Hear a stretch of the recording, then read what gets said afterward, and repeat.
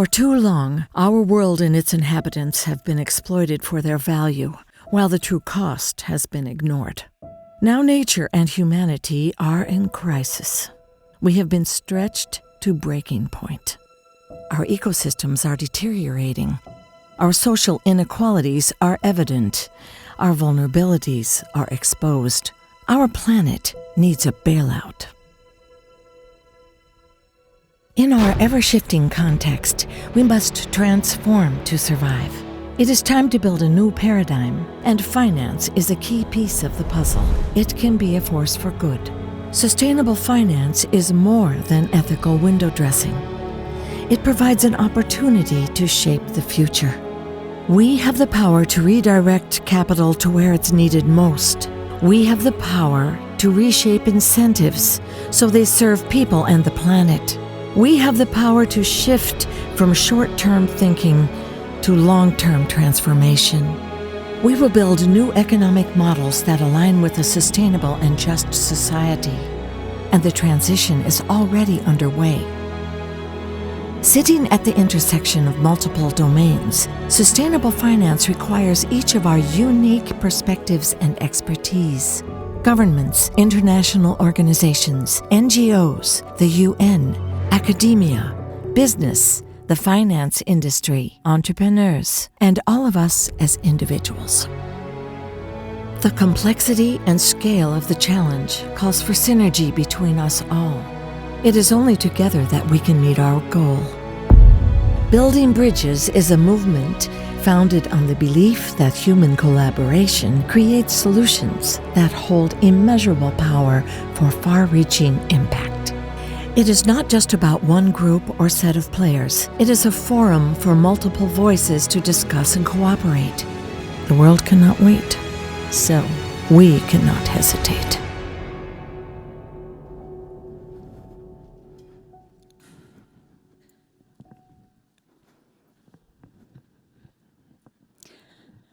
Persistent inflation, a war in Ukraine, great power games, an energy crisis, and unsustainable debt to GDP ratios.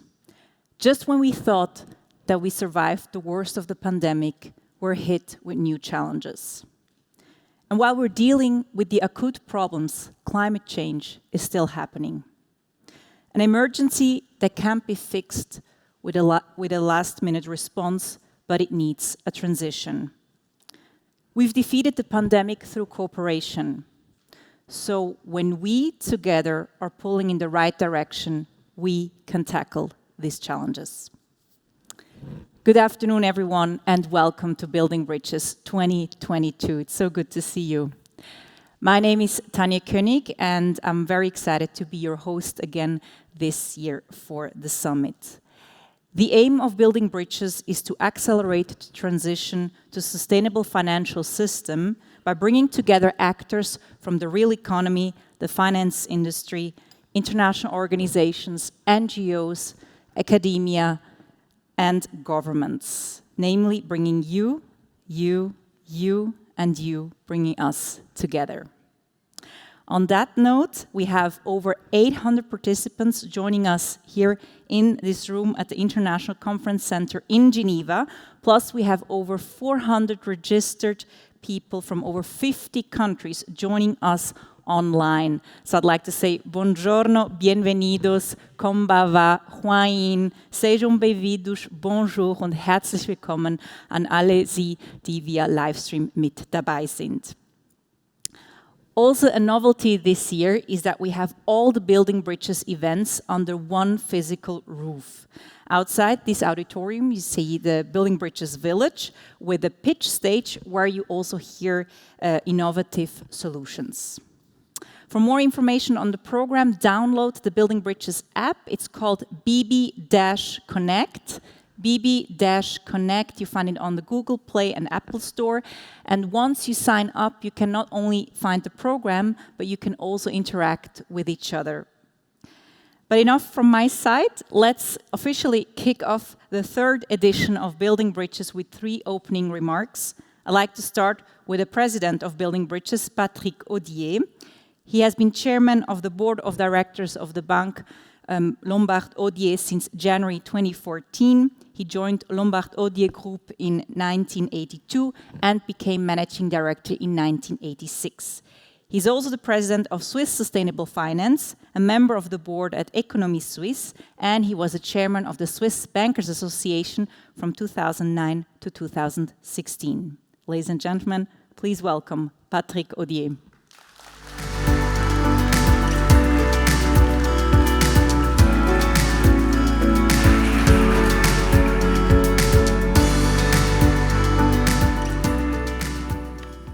Excellencies, Bundesrat Uli Maurer, Mesdames les conseillères d'État, Monsieur le conseiller aux États, Monsieur le conseiller administratif, Mesdames et Messieurs les députés, ladies and gentlemen, it is a honor and of course a privilege to officially open the 2022 Building Bridges Summit and Week and to welcome you all here in Geneva online and of course across the world.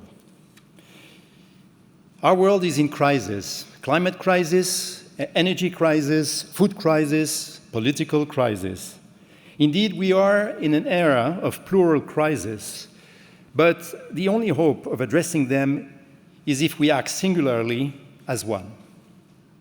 Since our last summit, the war between Russia and Ukraine has made it starkly apparent how interdependent we all are and how this interdependence is also a source of vulnerability.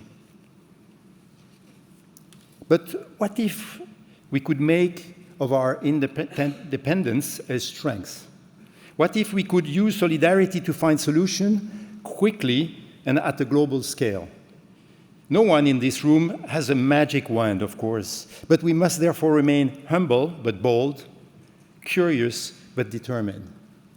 Scientists and experts have been warning us for decades about the environmental, about the social, and about the financial risk we are running. Our financial and economic system must face realities, but also transition and adapt.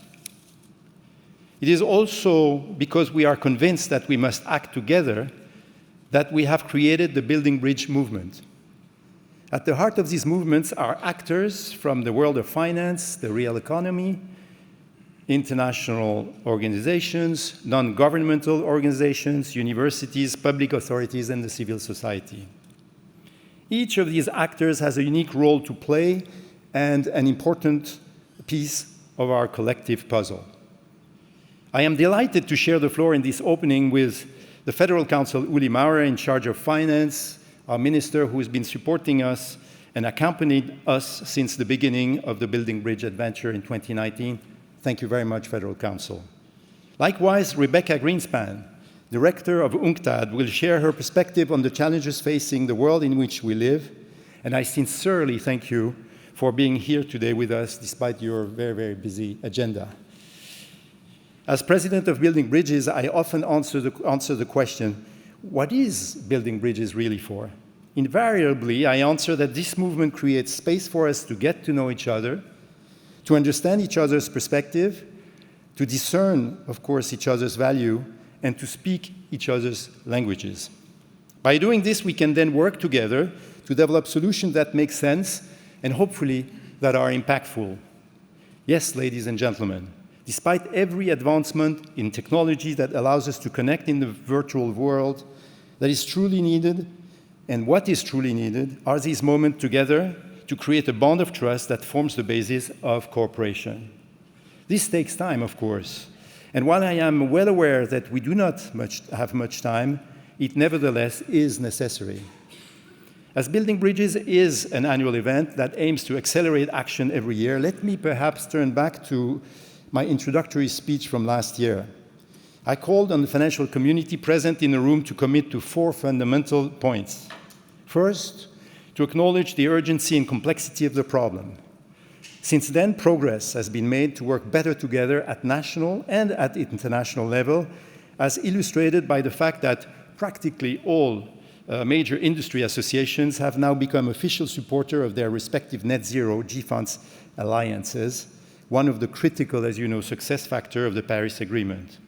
And by the creation also, for example, of the Swiss National Consultation Group for the TNFD and the Swiss government joining the TNFD Stewardship Council, which will in nature bring, I hope, the same results and perhaps advanced steps that were brought about for climate. Second, to commit to do our part in stopping the financing of new coal extraction facilities.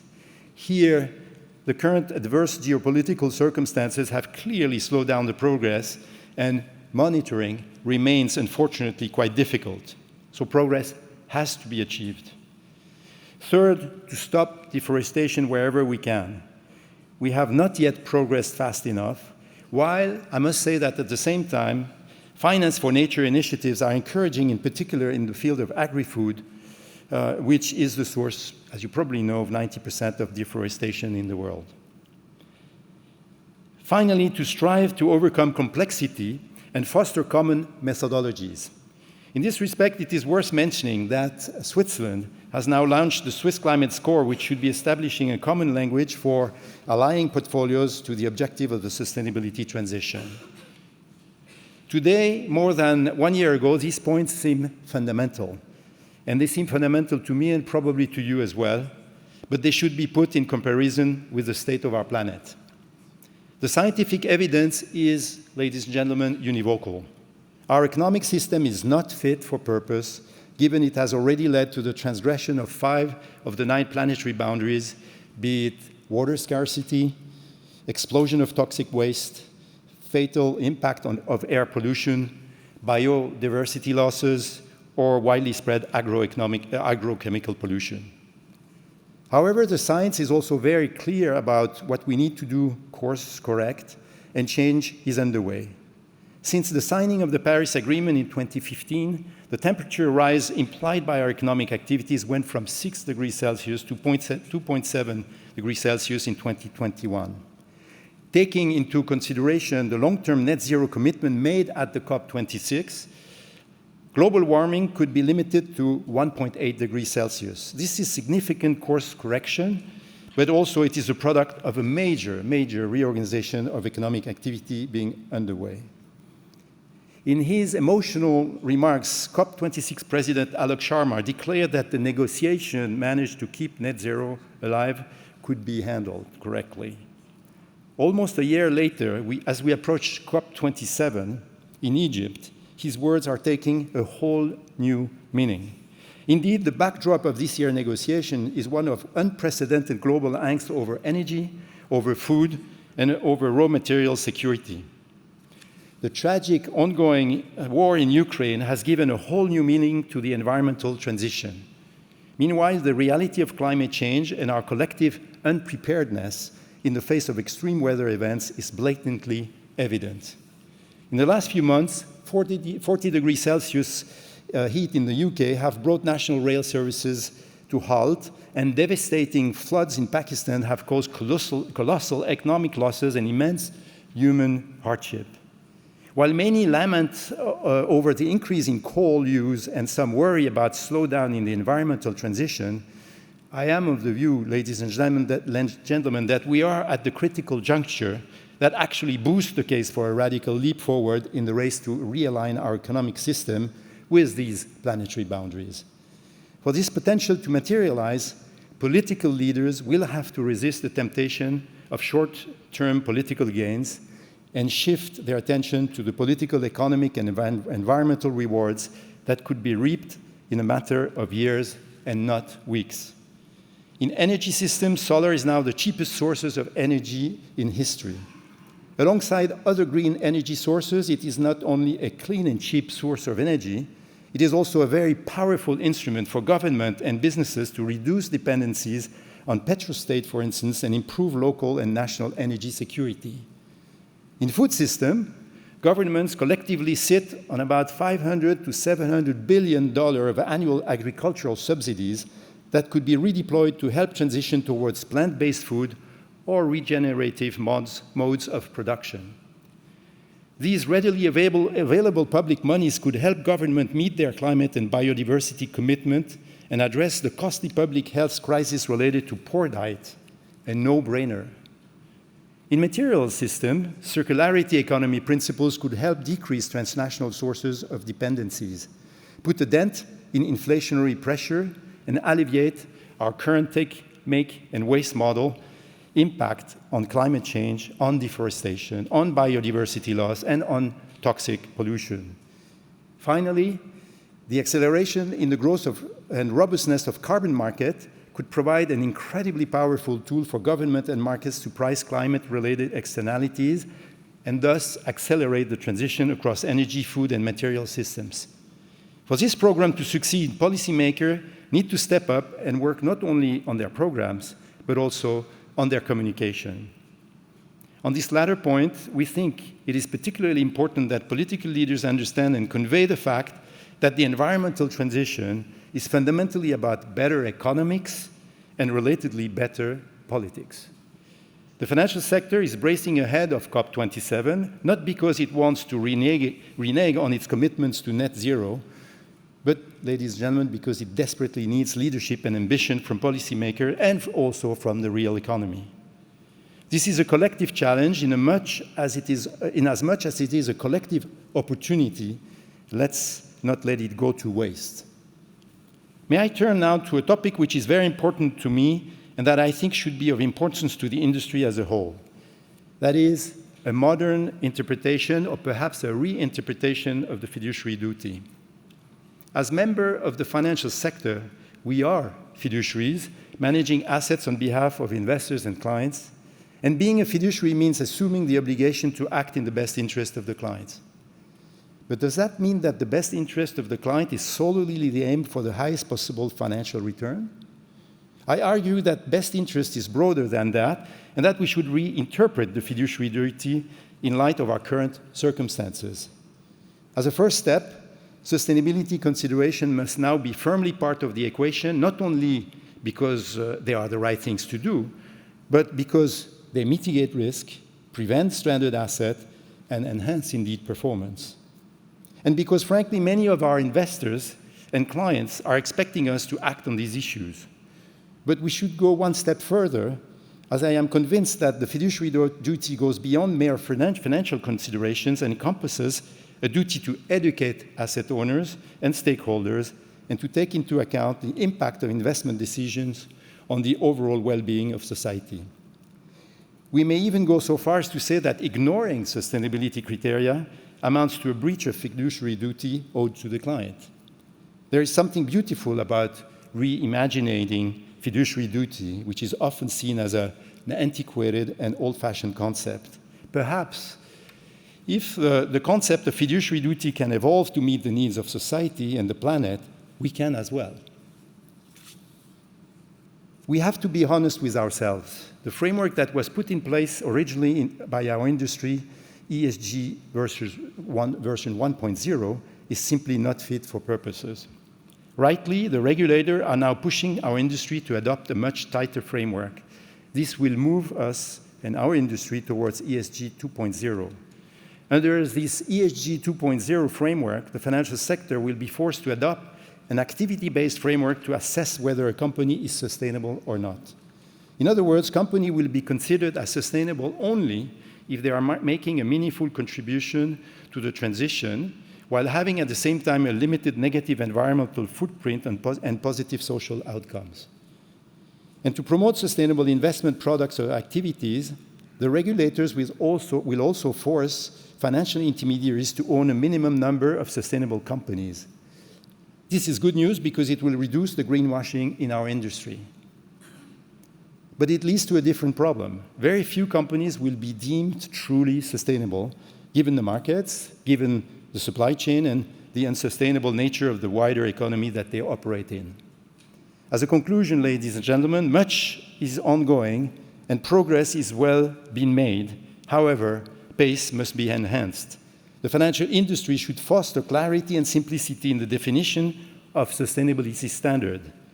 The corporate sector must transform business model in a more transparent way, and policymakers should take leadership in creating the right framework and incentive to avoid short-term constraints that hamper the necessary midterm transition.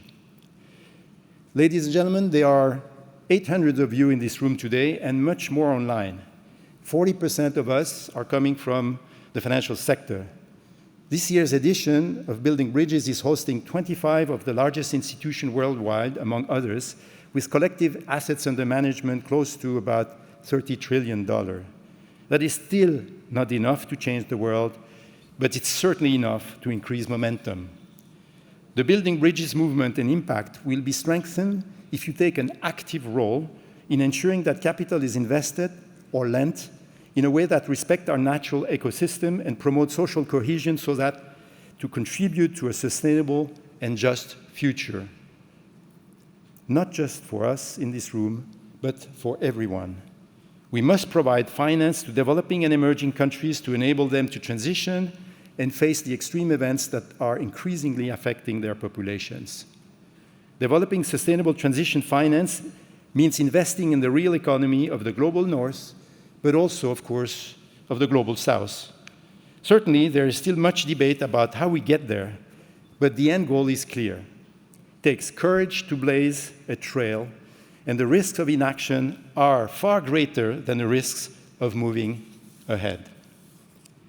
We are aware that the task is immense and that we must remain humble, but we are determined. And we believe that only cooperation, engagement, and creativity will get us to our end goal. That is why we are gathered here in Geneva and virtually throughout the world for 4 days.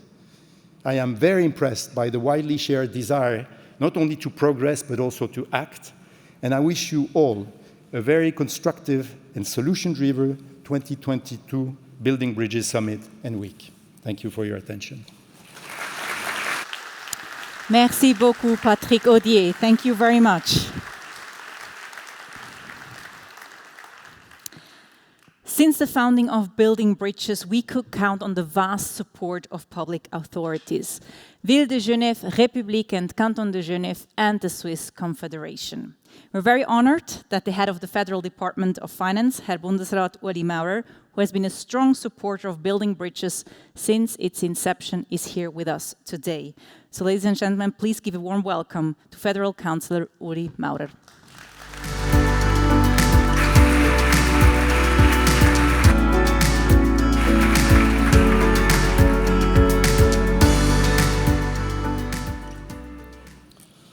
Ladies and gentlemen, dear Patrick, this is my third time in Geneva for the Building Bridges Summit. I'm very happy to officially open this year's edition.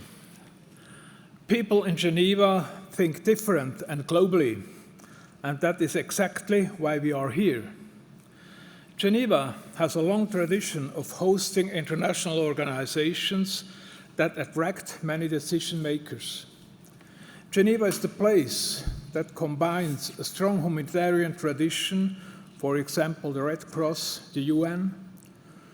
Geneva is the place with innovation, for example, the CERN, the WEF, and many NGOs. And Geneva is the place, and also with a major financial place. Building Bridges gives us a voice to sustainable finance for the global financial place of Switzerland. Its objective is to link the objectives of the United Nations, like the Agenda 2030, and the main stakeholders of the financial sector. This edition has its own relevant context. We are all aware of the challenges in the energy sector that Europe and Switzerland have to face. The current debate about energy security is a big chance to boost the sustainable financial sector. A strong financial center is the financial center that is also capable of investments in innovative energy solutions. At the same time, the Swiss government has to continue its efforts to enable a sustainable and competitive Swiss financial sector. Exactly 1 year ago, here at the Building Bridges, I spoke publicly for the first time about the Swiss climate scores. In the meantime, we have delivered, and we have delivered as the first country in the world. The Swiss climate scores allow investors to assess how climate-friendly investments products are. It is the state of the art in transparency for climate-related investments. Now it is up to financial industry to use this climate-related transparency as a competitive advantage if they wish, as it's completely voluntary. Better climate reporting across the entire economy will be essential to attract and channel global investments. Being able to compare what one company is doing relative to others will allow investors to make informed choices. It is about helping the market to identify clean business models and technologies of the future in a clear and simple way. Today, with the energy debate in the public focus, we all understand why this should happen sooner rather than later. Thank you very much.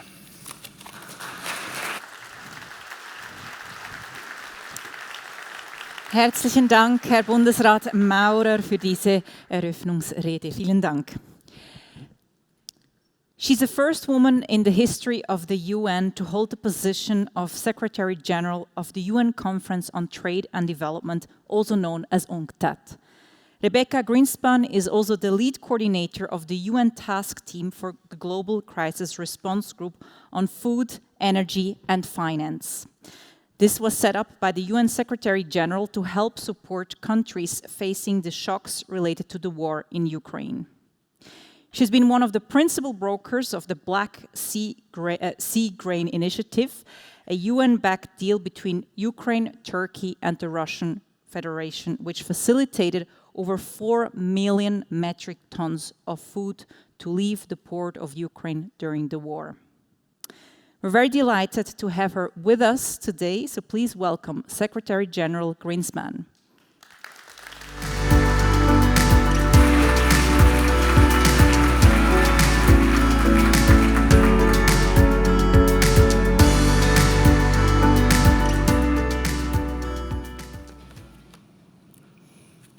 Good afternoon, Mr. Will Morer, Federal Councillor, Head of the Federal Department of Finance of the Swiss Federation, Mr. Patrick Odier, President of Building Bridges, dear Director General of the UN Geneva, Tatiana Valovaya, dear colleagues, ladies and gentlemen, dear friends.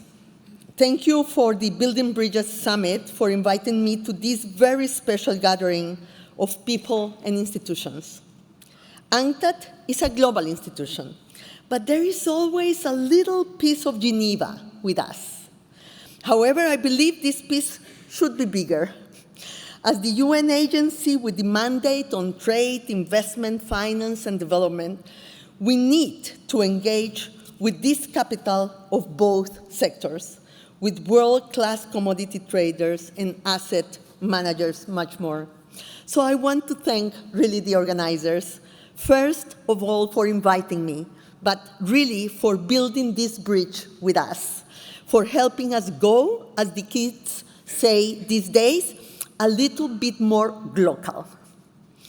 Ladies and gentlemen, the theme of building bridges is incredibly pertinent today, where we are in what I call a world of cascading crises. You were referring to that, Patrick.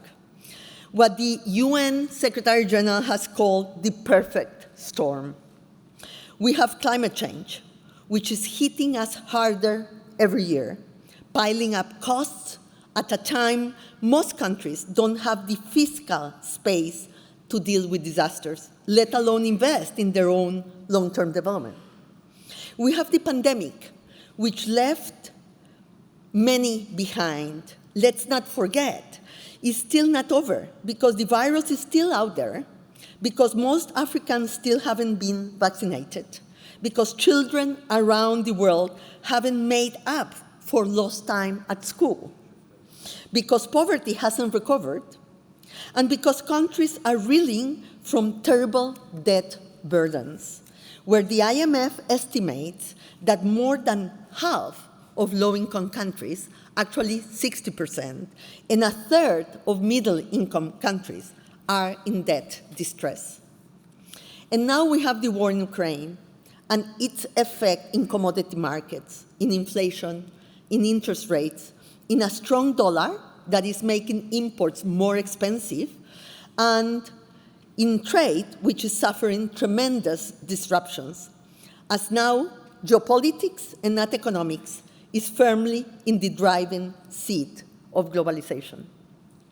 Now, cascading crises mean three things.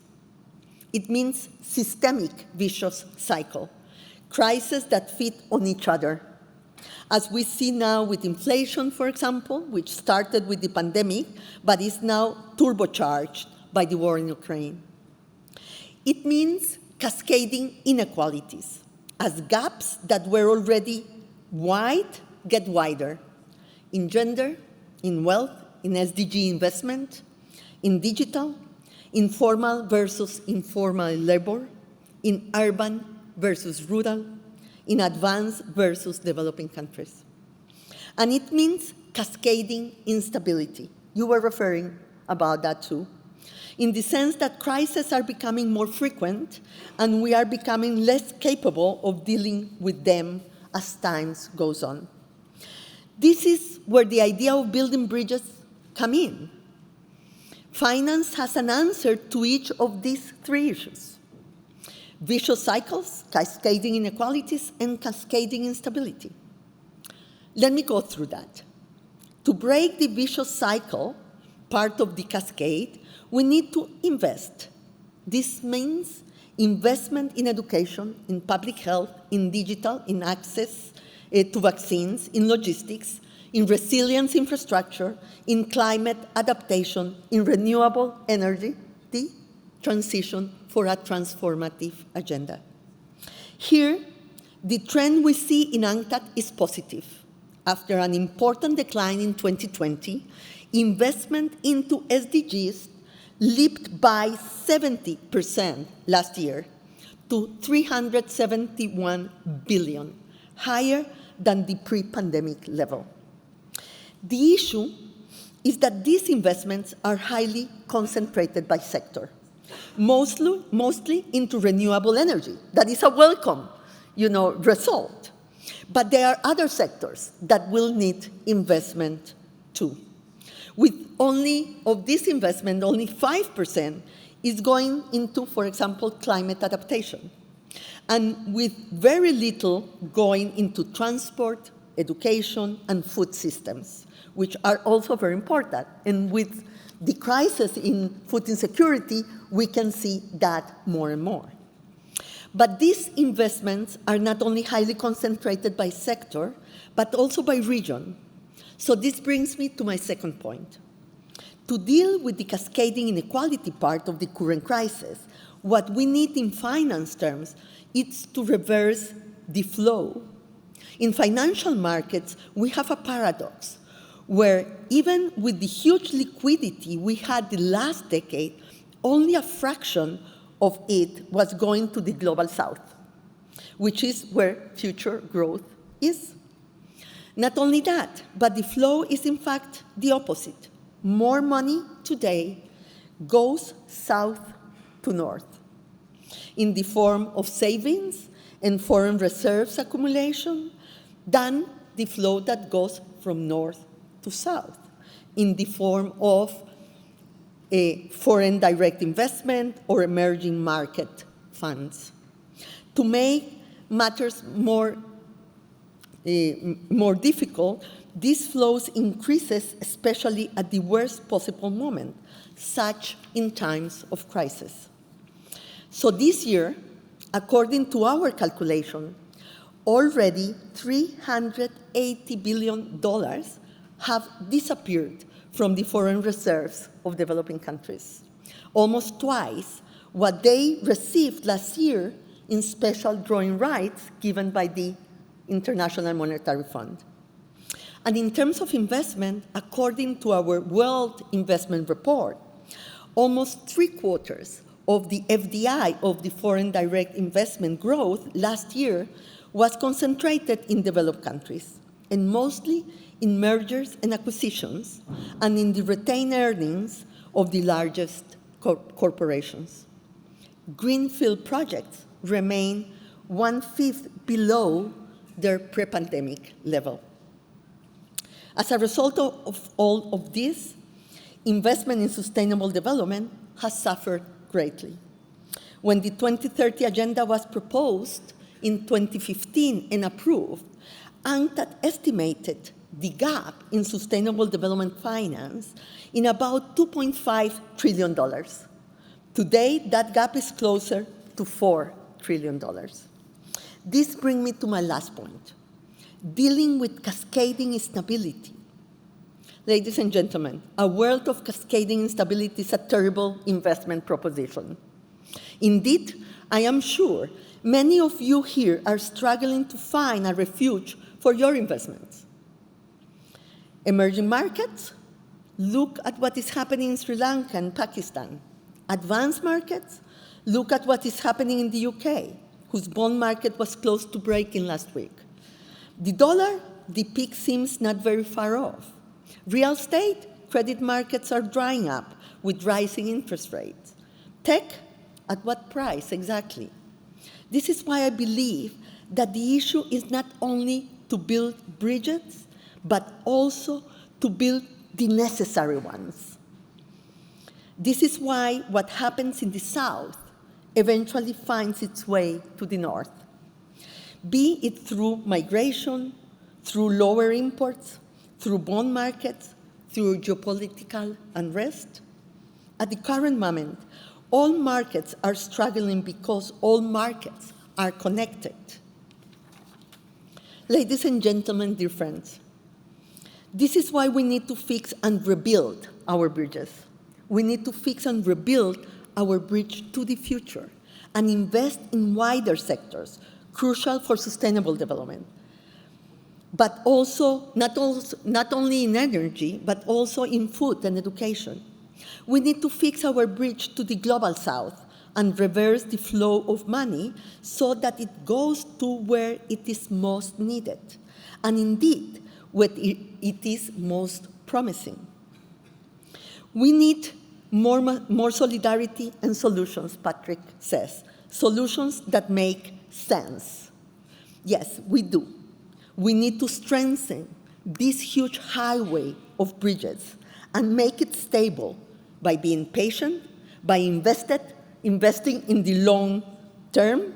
Maybe we should not think about the next election, but about the next generation that will bring us a long way in our countries.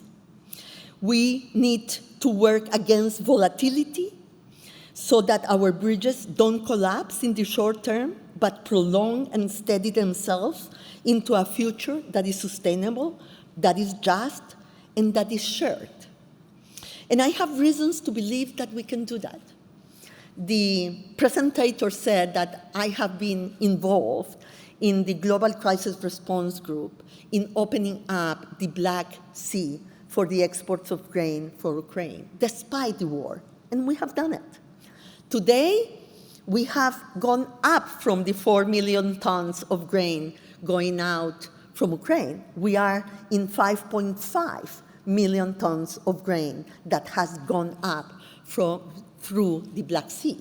And we are working on the second part of the agreement, that is the unimpeded exports of the Russian Federation on grains and fertilizers, to bring prices down. And we have been able, for a 5th consecutive month, to see the food index of FAO going down for the first time in a long time, trying to make food much more affordable for millions of households in the world. And that was possible because we worked together, because we put ourselves, our energy, our innovation in a collective endeavor in trying to get a collective objective that was good for everybody. So yes, together, collectively, with courage, innovation, and determination, we can do it. But we have to remember always that the short and the long term start at the same time. There is no long term with a consecutive short-termism. We need to start the long term today. Thank you.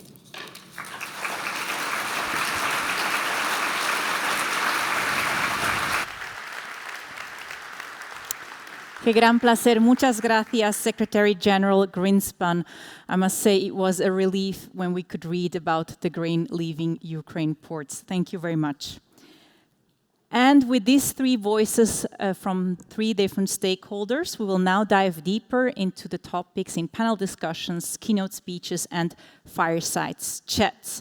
Also, you can share your takeaways and your impressions on social media. You can follow and tag Building Bridges on Twitter and LinkedIn and post by using the hashtag BuildingBridges22. Then, of course, we also want you to participate in the conversation. You don't just have to sit. You can also send in your questions to the panelists on stage. You will see QR codes on the slides. You can scan these QR codes. It will lead you to a Slido page. You can use the code, and then you can send in the questions to the respective panel. And we can actually just try that out for our first panel, because in the next session, we will discuss if the financial industry has the capacity to support climate investments, considering difficult macroeconomic environment and the war in Ukraine. And for this, I'd like to ask my panelists to get ready to come up on stage.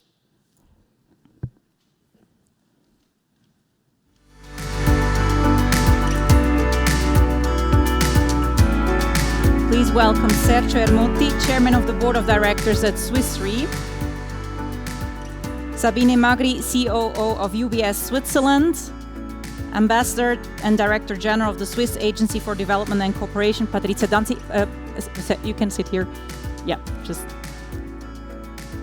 fill it up.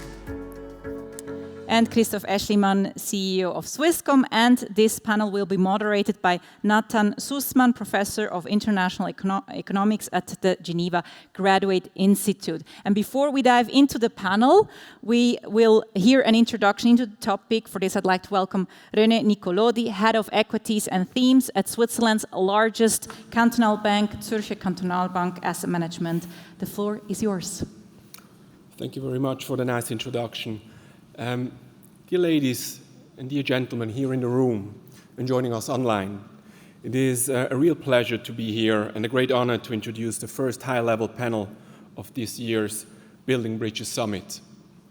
The topic is one of great relevance and even greater urgency as it addresses the climate imperative. It is an overwhelming challenge that is global in its nature. It is obvious that we are all impacted by it and therefore must address the problem as a community of financial, but also societal and political agents. Let me share some brief thoughts regarding the magnitude and the complexity of the climate imperative, and finally, on the most important factor for a successful transition at the end. First, regarding the magnitude, let us briefly consider the historical perspective of the mission ahead. In less than 30 years, we need to rewind, according to the IPCC data, an all-time high of 59 gigatons of greenhouse gas emissions back to the pre-industrial level of 1860. That is 160 years ago, dear ladies and gentlemen. To put it very simply, and in linear terms, it implies halving global greenhouse gas emissions every 10 years, starting from 2020. We observe constantly rising temperatures. We feel and see the humanitarian, environmental, and economic impacts of extreme weather events all over the globe.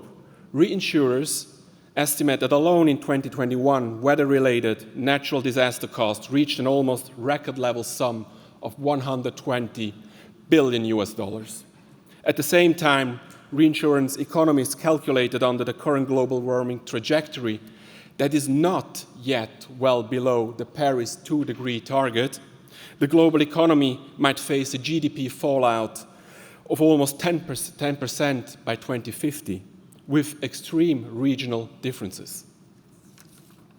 Therefore, we all understand quite well, I would say, that to mitigate these multidimensional risks implies nothing else than a massive scale-up of low-emission capital spending.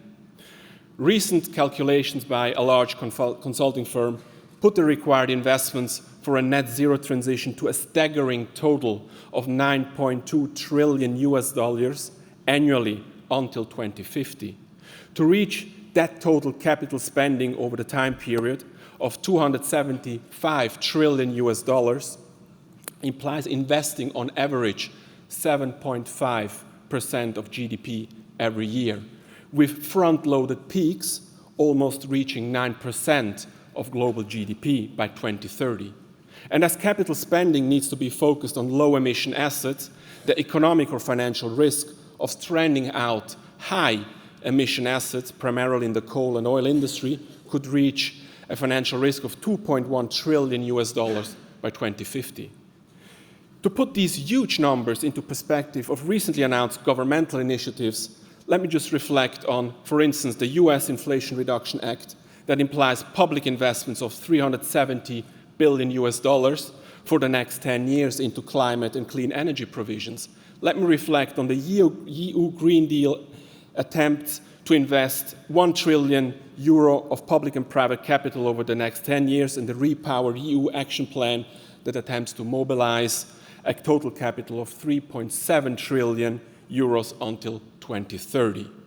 Yes, these numbers are huge and indicate that politically we're moving into the right direction, but overall seem not to be enough in quantity and are indicative of not very coordinated strategies and objectives on a global level. That needs to be changed. At the same time, we found, as we have heard from previous speakers, ourselves in a critical economic downturn driven by high inflation expectations. In 2022, we are witnessing the largest succession of interest rate hikes since the 1980s. In a global context of record public, household, and corporate debt, according to IMF statistics. Thus, the insecurity of market participants and fears about the economy will remain high for the time being, and probably not necessarily be a positive catalyst for climate spending.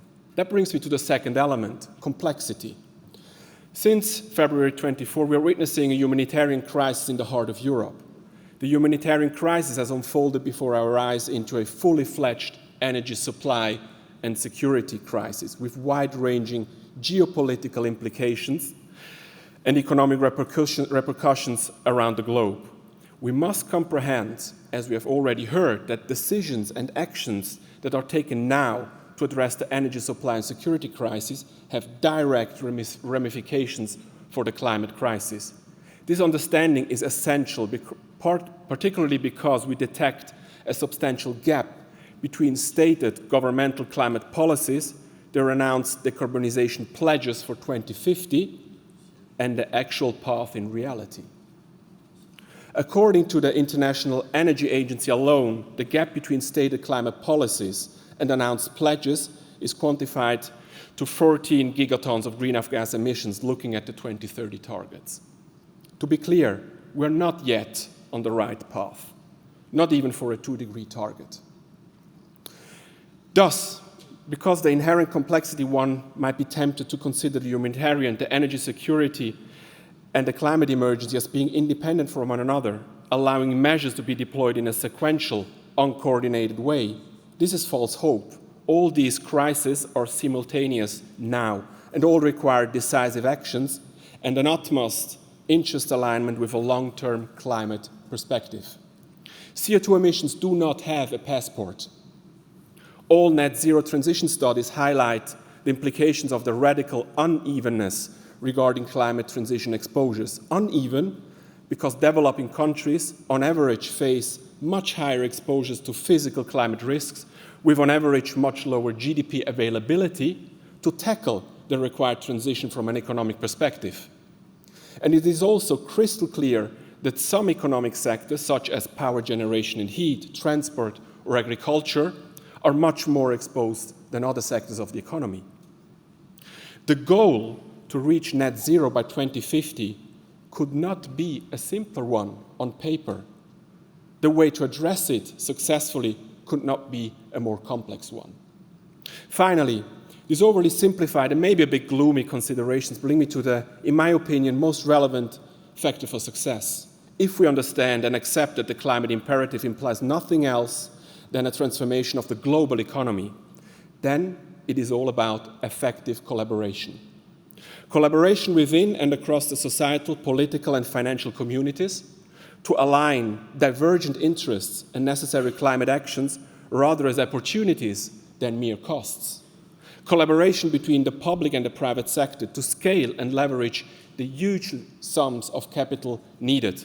Collaboration across all sectors of the economy to share, for instance, more easily technological innovation, but also to address the many wide-ranged implications for the labor market of such a long-term transition process. Collaboration across nations to guarantee equitable solutions that integrate developing countries. Collaboration to cultivate the required behavioral changes among younger generations and particularly among consumers. In all this, the world of finance and its actors have a key role to play, as they are essential transmission instruments for changes needed in the real economy and in the society. This implies a great responsibility. It demands from the financial sector to enable collaboration on all levels in order to promote financial innovation for climate solutions, to identify and price physical and transition climate risks, and thus to rapidly support and steer businesses towards the needed energy transition with appropriate credit and capital market incentives. Let me close and underline that the climate challenge, for its magnitude, its complexity, and its urgency, implies a complete rethinking of how the global economy functions. The adaptation requirements fall nothing short of the pervasive shifts induced in the 19th century by the Industrial Revolution. This is exactly why building bridges has a fundamental role in bringing together society, politics, and finance in order to create the necessary alignment and the collaboration so urgently needed to address the complexity and the magnitude of the task ahead. Finance, being it private, public, or blended, plays an essential role. I'm very much looking forward to an insightful panel on the role of finance in addressing the climate imperative.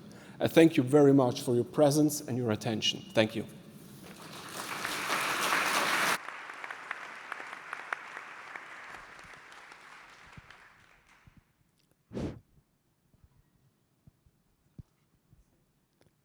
Can turn this on? It's working? Yeah. Well, thank you, Renee, for the introduction, and thank you for the introductions before. So we will move now to the panel discussion, and we'll begin with a question each for each one of the participants. And we'll start from Sergio and move all the way to me. And I already see in my iPad here many questions that are being brought forth, so you're going to have a very exciting panel following the initial presentations. Note that in the, and I see some of you already doing that, you can give likes to the various questions and actually move them up or down in terms of how you feel about them. And I'll try to select the most popular one and the ones that I think that are most closely related to the expertise of the panel. So we heard about the both the challenges and potential promises, and we know what needs to be done, and now we'll see if we can actually start delivering on this. So we'll start with Sergio, who's representing one of the largest financial, I would say, people that have to deal with the consequence mainly of climate warming, and that's the insurance industry. And so, Sergio, in your estimates, what needs to be done to make the economy, first of all, resilient to the crisis we're facing, already started facing this summer with the dry summers in Europe? We had the storm in Florida over the weekend. So a lot of things that were insured that need to be financed. So what's at stake here in terms of what needs to be financed, and do you expect that we can build enough resilience fast enough to protect ourselves from this? Yes, thank you.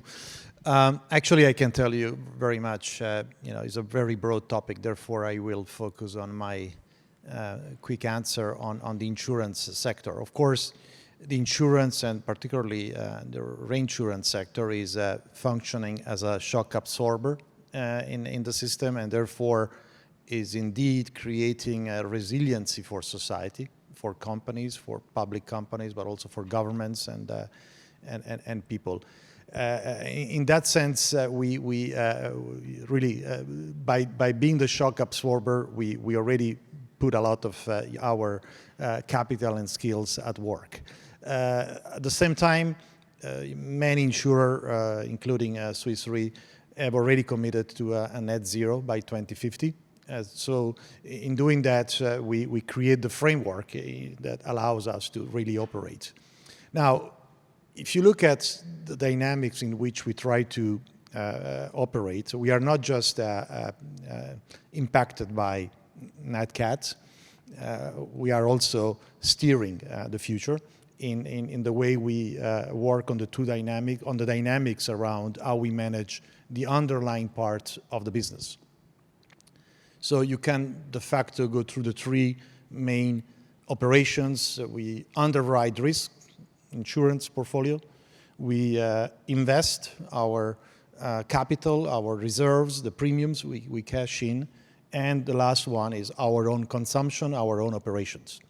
So if I start with the insurance portfolio, well, there we commit billions of capital every year, as I mentioned. You mentioned some of the Nat Cat events. Very regularly we are chipping in and providing this capital that is very reliable.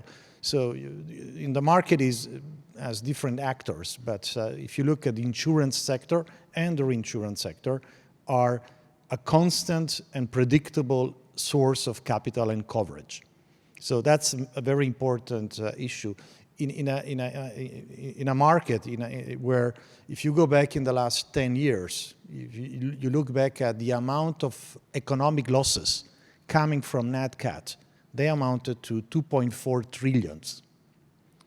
Only 37% of those losses were insured. So you can say that still a lot to be done, but if you think about the fact that 800 plus billions were covered by the insurance sector, we provide already a lot of capital. The second one is really how we steer the future, how we look at the transition. For example, we have, since 2020, we are phasing out of thermal coal coverage business. So we don't provide new policies, and we are phasing out that portfolio. The other example is that we have stopped providing coverage to the most polluting gas and oil companies in the world, the top 5%, right? Most polluting one are not covered any longer by insurance. And in 2023, it's going to go up to 10%. So we steer and guide clients towards going to net zero. The last one is how we then look at the new portfolio. There we underwrote around coverage for around 9,000 solar and wind parks. And this is going to take out 29 million of CO2 tons, 29 million of tons of CO2 emissions in the world. So this is very important. So on the underlying insurance business, we have three dimensions on how we can steer the future and contribute to that evolution. Then on the investment side, also very important, how we invest our, the premiums and the reserves and the equity. Also there is very challenging because in the last few years, it was been quite interesting from an investor return standpoint of view to invest in sustainable teams, both in absolute and relative terms. If you look at the last 6-9 months, the underperformance of any investments compared to energy investments is been 45%. So equity markets are down 20%. The energy index is up 25%. So if you have been totally out of that segment, you would have had potentially a concentration risk, and also you would have suffered an underperformance that may have put in question some of the fiduciary duty we have in respect on how we manage the transition. Having said that, we have no room for complacency. We are driving the portfolio towards zero emissions, and by next year, by 2025, we're going to have a reduction of the carbon footprint of our equity and corporate bond portfolio we invest around 120 billion, is going to go down by 35%. So we're already pretty much on that path, and that is a big reduction. We invest in green bonds, we invest in infrastructure, and lastly, our own operation. We also basically only use renewable energy to run our own buildings and operations. We cut by 50%, like many here, the amount of flights and emissions coming from flights compared to 2018. So this is going forward, not post-COVID kind of event. So in our budgets going forward, there is a 50% cut.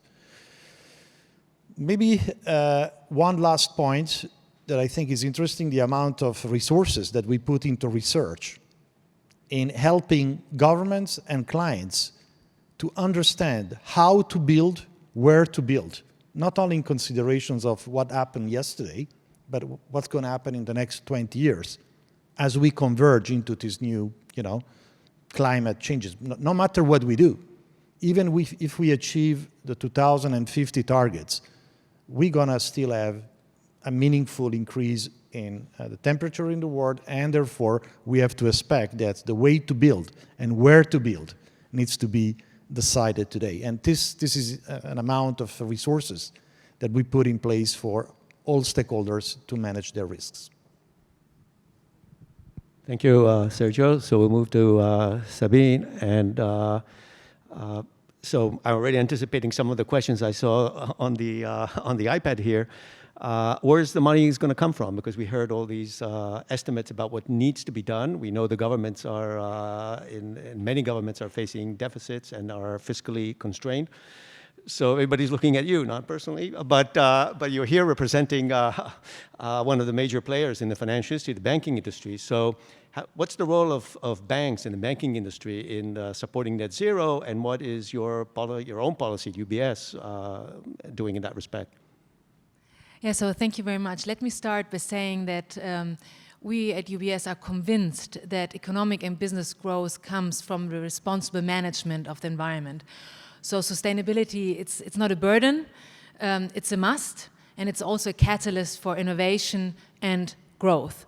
So it's not just a strategic priority, but it's really it's our purpose. So banks in this green revolution will play the role they have been playing historically, right? Allowing efficient and effective transition of capital from investment needs to investors and the other way around. And we heard with the several speakers how huge the investment need is.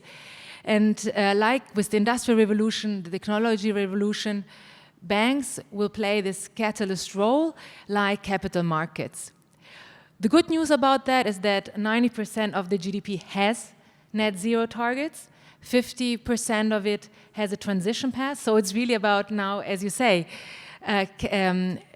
transmitting capital into these plans and make them happen. And as banks, we have several roles to play. And one, the obvious one, of course, to create interesting investment products that will attract investors and engage in this transition. And we know, as leading global wealth manager, that private wealth is super interested and keen to focus their capital to close the SDG gap. The same holds true for institutional investors who need to rethink their fiduciary duty, so capital needs to create impact. And the interest in these products also for us who historically have been always engaging is huge. We are doubling assets under management in these products by 100% year on year. So we see that there is interest, capital is flowing in there. The other role we can play, or we play, is to allow large corporates to access international capital. As I said, 90% have net zero plans, so it's about fueling these plans. And either as a bank you can, of course, finance these plans, or you give access or help access to capital markets. And the green bond market or the sustainable linked loan market is growing. We see that the market is paying a premium from 5 to 10%. The demand is huge, so it's really a win-win situation for both sides. And only last year we had more than 100 issuance of these kind of bonds. When we look at small and mid-sized corporates, specifically here in Switzerland, I think you start even earlier. You need to first help them to understand what their CO2 footprint is, how they could transition to a low-carbon business model, and help them to create plans to engage with stakeholders and shareholders and also banks financing. And here we are making use also of collaborations with universities. We have now the ESG2Go tool, a super easy tool where you can add with with a very small questionnaire, you can add information and then you get a ESG2Go assessment to start thinking that through. So there are different angles you can look at the corporate side. And if we focus on Switzerland, I think one very important thing which banks really need to address is the real estate market. We know that 25% of the CO2 emission in Switzerland is driven by the real estate sector. So as a bank and as a leading universal bank in Switzerland, we really have the duty to advise our clients how to move to a more energy efficient housing. And of course, training our advisors to have this educated discussions, but also creating products helping to incentivize clients to renovate their real estate to make it fit for purpose. And the other element is definitely to open our ecosystem. I think as a bank, we have the role to play to open our ecosystem to these clients when it comes to new innovation like Neustark or ClimateWorks, where we give client access to small startups, green tech startups, which are coming more and more on the market to really access the new technologies and reduce their CO2 footprint. So we are committed across all of these elements, but definitely we have committed to net zero since 2021 to 2050. We have a clear mission to reduce our CO2 footprint across all the goals. And we have clear climate lending guidelines which are integrated in our risk framework to ensure that we know exactly which kind of business we want to support or to finance, where we need to get out of our, or we need to reduce our exposure, and where we maybe need to stop our exposure. So we are committed to that, but we cannot do everything alone. And I think this is also part of what building bridges is for. There is need for transparency. We heard the climate scores in Switzerland. We know about the TCFD framework, which is crucial. So the data and the quality of the metrics is needed to really observe and help investors to trust in this transition is very important, because having people to invest is one piece, but keep them engaged and explain to them and show them how the transition is work is another. So as a bank, we are committed. We know what our role is in this green revolution. We will continue to invest in products, in education, in awareness, but at the end, we are all here together, and we need to do that together for a better world. Well, thank you. So moving to Patricia, she's representing a public development finance agency, and I think from your perspective, and we heard from Rebecca before, that actually what we see in the last few years of global finance is the net flows are actually going from low income, from the global south to the global north, and I think that your challenge is extremely important. So first of all, can you briefly say something about the challenges you're facing in terms of financing the both resilience, adaptation, maybe development paths that are different from the ones pursued by the West in the Industrial Revolution we heard about before, in terms of developing in a green environment, in a sustainable environment? That's I think one question that I would find interesting. Another one is what is the main challenge you're facing? Is it funding opportunities or the ability of projects? Because I've heard a lot from the financial community that there's lots of money out there, but there are not enough projects to invest in. So can you relate to these things? Thank you for pointing out the challenges. Yes, we have a lot, and I think the numbers, we heard them, the data are clear. We lack trillions to achieve the Sustainable Development Goals.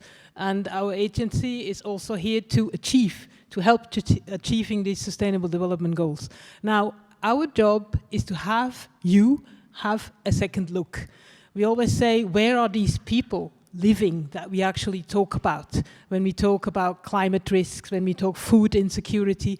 So we have a second look. It's not only the low-income countries where you may invest or where you may not invest because the risk is too high, but within a country, always have this second look.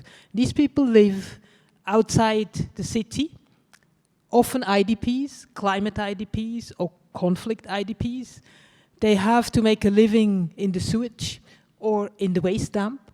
And I think that is what we have to bring to conferences like this. It's not only about categories, it's about people. And then we have to see what can we do concretely for the people. And it's also about the young people. I saw some here, very few. And I was told that you made some study about what we are saying. So I'm curious to see, because we have a depth with you. We have done so many things with consequences on the next generation that we really have to have that second and tough look on ourselves too. When it comes to financing, you asked us about the challenges. One of the challenges that we see in this fast-moving world, we were very much asked by our parliamentarians or by the public and the media, please do this for food insecurity. Please do this for climate. And every eye is always set on a development or humanitarian agencies like ours. We have to make sure we don't steal from Paul to give it to Peter. And in French, he said, ne pas déshabiller Paul pour habiller Jacques. Donc, we have to see that we have enough, and we look at this globally. Now, we are not alone. So we are one of the I represent the Ministry of Foreign Affairs. We have heard the Minister of Finance. Then you will hear from the economic also ministry people talking, the Ministry of Environment. So we try to look at it as a country, the global challenges, and see what kind of partnerships that we can create already within our own administration. Then when it comes to money, and that is always a tricky issue, from the development sector, we are very proud to say that we have increased the money on climate by 25%. Of course, this is not enough. And if we look around us these days, a partner of ours recently said, you know, arms production is on steroids, and it's very expensive. So where does this money come from, and where do we still have money left to invest in not in the hard security, but in the soft security of things, which we also need to have a close look and a second look. So our work is also in the soft security of things, and then to leverage the money that is needed. We need partners for that, and we have pushed partners like Swiss Re, like the World Bank, like our UN partners, to have this climate lens on everything that we do, either together or the partners do themselves, to see what we can do to have an adaptation or a mitigation on climate when we program and when we do whatever we are there for. Now, we don't have a choice to build these bridges, because actually the waters are very, very quickly rising, not only from the glaciers and the rising sea level, but generally, if we don't put that together, then change will just swap us away. And we have proven in COVID, I was very impressed how science, international organizations, foundations, the public and financial institutions actually put the act together when we see that it is urgent. For climate, we have just not agreed that it's urgent. It is urgent, and we need to have the same effort that we just have displayed that we can, that we did with the COVID response and the whole network and the architecture that we put in place to solve it. Well, thank you, Patricia. So moving to last but not least, Christoph, and you're representing here, for this panel's sake, the corporate, Swiss corporates or very large multinational corporates. And I'd like to ask you two questions related to that. One is, first of all, in general, as a corporation trying to transition to net zero, how much do you rely on the financial system? Do you have access to the funds you need? Maybe not specifically Swisscom, but in general, what is your assessment of whether this is being provided at a sufficient level? And second, I mean, you have a very unique position in terms of the telecom technology, which could be used both to access more finance or in a more creative way, and to assist and bring more resources to the to finance net transition on the one hand, and on the other hand, the use of mobile phones in terms of data, gathering, in terms of monitoring, engaging, etc., that are needed in order to pursue these goals. So you have quite a lot on your plate, so go ahead. Thank you. Quite a lot of questions. But I would say, specifically Swisscom is financially sort of very successful. We have good ratings, so we typically have not a lot of difficulty accessing funds. So in terms of, and we do most of our net zero activities, actually we fund them from our operating cash flows. And I would argue that most of the corporates, at least in Switzerland, have enough funds to actually finance all those activities from operating cash flows and do not need external financing to do so. It's more a question of not having the money, but where do you want to put the money? And how do you prioritize investments? But maybe a bit more on that later. Now, in terms of sort of telecom playing a role, I truly believe that telecom plays an absolutely vital role in moving to a more sustainable planet. And I think what operators can do are sort of three things. First is every operator should be climate neutral in itself from its own operation. So if I look at Swisscom, we announced that for 2025, we want to be completely climate neutral across scope 1, 2, and 3, so including our supply chain. We reduced CO2 emissions by 80% already, and we will go to 90% in 25 and compensate the remaining. And we will continue to work on the rest in the coming years. It's mainly linked to some of the buildings we have and electrifying all our field force fleet, which takes a bit longer because we can't buy enough cars at the moment which are electrically powered. So I think that's one important aspect that all operators need to do on the planet. The second is we're all large corporates, so we can play a role in showing the way to other companies. We can force our suppliers to move into, so a lot of our suppliers now, the talks we have with them, we tell them, okay, either you move to net zero or we will swap you out. We will take somebody else. And we see that has quite an important aspect or impact on those companies, because they start thinking about, okay, if this becomes a norm, I'm actually out of business if I'm not doing anything. And I think all the large corporates can do the same thing on that side in Switzerland, start asking their suppliers to move in, like announcing a bit more serious carbon activities. And then the third one is actually working with customers. So until 2025, for Swisscom, for example, we announced that we want to save 1 million ton of CO2 with our customers. So that's 2% of Switzerland's CO2 emissions. So it's quite significant. And the way we do this is helping them move to new technology, less traveling, more video conferencing. But also last week, for example, I visited a farmer in Canton de Vaud, and he's using a solution of a startup that relies on imagery that detects crops and actually only sprays on herbicide on the bad crops, which reduces by 90% usage of herbicides, which again then is good for planet, CO2 emissions, etc. And this all relies on mobile connectivity. Like if there is no mobile connectivity, there is no cloud connectivity of the tractor, and there is no way he can use this solution.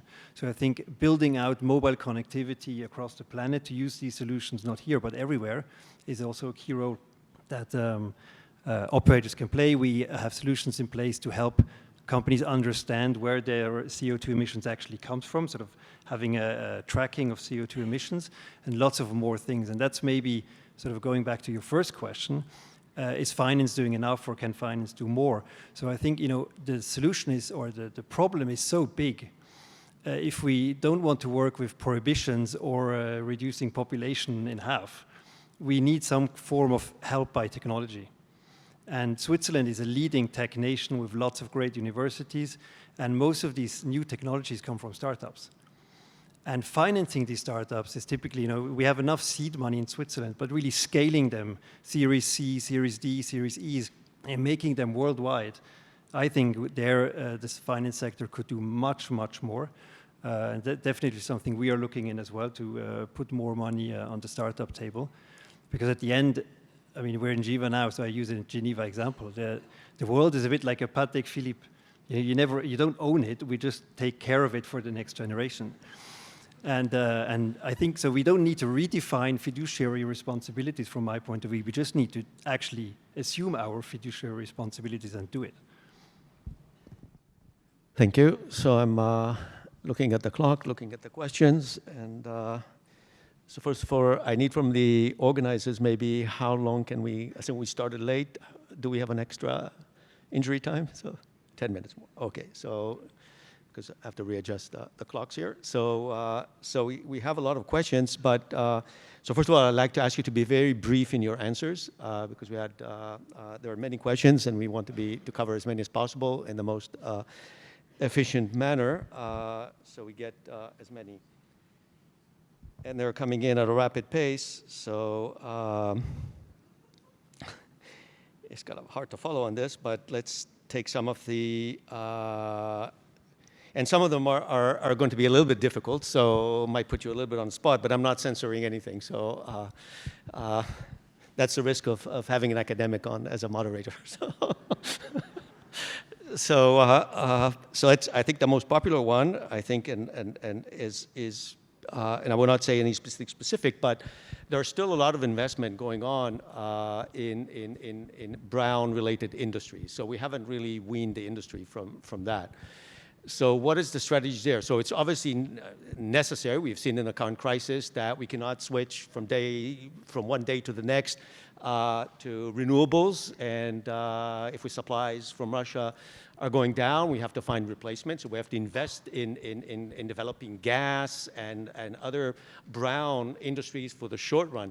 So how do you weigh these things? And I'm mainly looking at Sabine as a president as a CEO of a bank. But how do you actually balance the immediate needs that are there? Obviously, we cannot. People need to warm themselves up in the winter, and the solar energy is not going to be here 100% by November. So how do you balance these types of considerations? Definitely, right? We don't have it tomorrow, and it's always the E, the S, and the G, right? And if we only focus on the E and stop, as you say, financing certain activities, we will have problems, and in the S, in the G, because at the end, you cannot stop or change an economy, the rewiring from one day to another. So for me, it's crucial to have the right pathways and also really engage with the companies in the transition path. It doesn't help to get companies out of the capital markets and just let them drown. It's much more about engaging and helping in the transition. And of course, if you then don't take serious the transition, of course, then it's a different ballgame.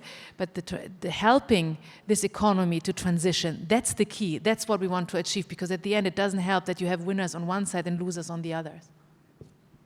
Thank you. Another question, which is, I guess, feel free, any of you, to answer, is how much do you believe in the carbon markets? And are they the solution? Because that's, it's a market that could solve the problems. And maybe if you have some thoughts about the carbon markets, trading carbon, and creating a financial market out of carbon, as opposed to, or at the same time, with carbon tax, which is kind of a more blunt regulatory intervention in these markets. So any of you?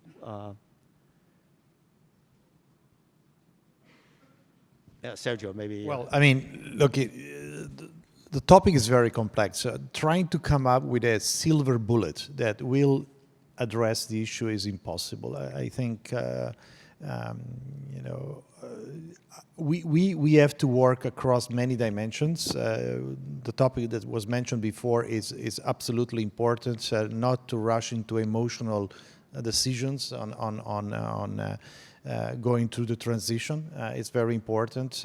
So not to lose too quickly sources of energy that we may be sorry about later on. On the carbon tax, you know, if this is the only solution, of course, you're not going to really incentivize the people who are polluting to stop doing that. So it's a transition mechanism. It's not the final solution. The final solution is to really drive as much as possible the elimination of the most polluting part. So in my point of view, it's very disappointing to see that what happened in the last few months, that, you know, de facto coal has to be restored as a source of energy because we took decisions that were totally emotional. Christoph, wanted to add to this? I see. Yeah, I mean, I'm not an expert on carbon trading, so it's like but I think it's good if carbon has a price, and it makes it maybe more attractive to use less carbon, or actually maybe have a differential for products that actually are carbon neutral, and something that produces a lot of CO2 should be much more expensive, because you're basically misusing something or using something for free that shouldn't be free. And but I do agree with Sergio. It's not the final solution. It's certainly not the only solution. I think the most important piece is actually start to eliminate as much. Like we need to decarbonize, full stop. Sabine, but definitely that the carbon price could pressure companies to engage in their low carbon business model change faster. So there is a kind of push if you have such carbon tax, but I agree it's not the silver bullet for everything. And then also the question is, what do you do with the outcome of this carbon tax? If you use it for investing, or do you give it back to the markets? That's then another economic decision that needs to be taken to see how effective this will go. Thank you. So maybe a question for Patricia. Is that this? How do you deal with the piece? You know, in investing in climate resilience in war-torn and conflict areas where immediate survival to the next day is imperative. I mean, we heard before, you know, that even in advanced economies, the war has caused us to delay transition or to refinance brown energy. How do you deal with these things in sort of areas that face really very severe crisis, humanitarian I think crisis? Climate we can never put on hold. I mean, if you look at the war zone, you have bombs unexploded, you have minefields that people can no longer plant, you have nuclear power plants that are being bombarded. The impact that it has on climate, a full-fledged war, is huge. So we cannot just say, okay, there is now a war, just forget about this. And there are also regulations and rules and laws that regulate this. Now, there are also some low-hanging fruits. And I'm very glad that we have the telecom sector here, because one of the low-hanging fruits is the early warning system. Everyone today, almost everyone, has a smartphone. And we have actually not managed to alert the most at-risk people from climate impact. When we have our storm alarm, we have a choice. We can go, or we can stay, or we can lock our house down. But if you don't get this alarm, you don't know. And your house being washed away, your cattle as well, and you have to start from the start. And this is one of the things that we drive very, very much forward, to have these early warning systems for about 3.5 billion people that could easily have access to more time and to more choice and to more protection. Thank you. Another set of questions is looking at, first of all, how credible are these commitments that we heard from all of you, in the sense that, mentioned before in the introductory remarks by Patrick about the public still worries a lot about impact washing, greenwashing. So this thing is constant in the environment. So how do you actually make sure that people that investors and customers and depositors actually believe in your commitments? How do you make them credible? And another related question, which is, do you publish, do you produce reports that actually detail the impact of your policies? Are these publicly available and people can assess them themselves? So I think these are two sides of the same coin, I think. So this is, I guess, for all of you. So we'll start from the right and go to the left. So I think we are working very hard on this problem, but it's also, I mean, I totally understand the concern from the outside that people sort of think, this is suspicious. They are just sort of talking about this, but they don't do anything. But we are producing a very detailed report, which is online. It's over 100 pages long, where you can see everything we do on all the different ESG dimensions. But actually adequately reporting on it is also a challenge for us, because there is no real standard out there which is accepted universally. There are like at least half a dozen different ESG standards, and they all measure stuff differently.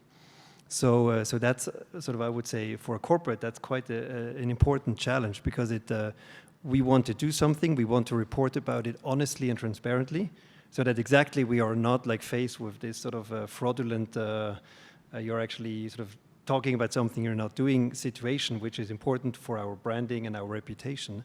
So working on better standards, I think, is important as well, or more, let's say, universally agreed standards. And then one thing that always surprises me, I had quite a lot of investor talks or analyst talks in this year. I never got one question about ESG, not one.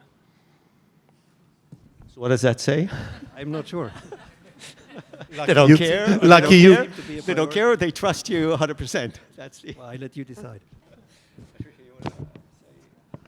Yeah, we report on it. We have markers on the programs that we fund. We have, of course, reports on the partners that we fund, what is on climate, what is not.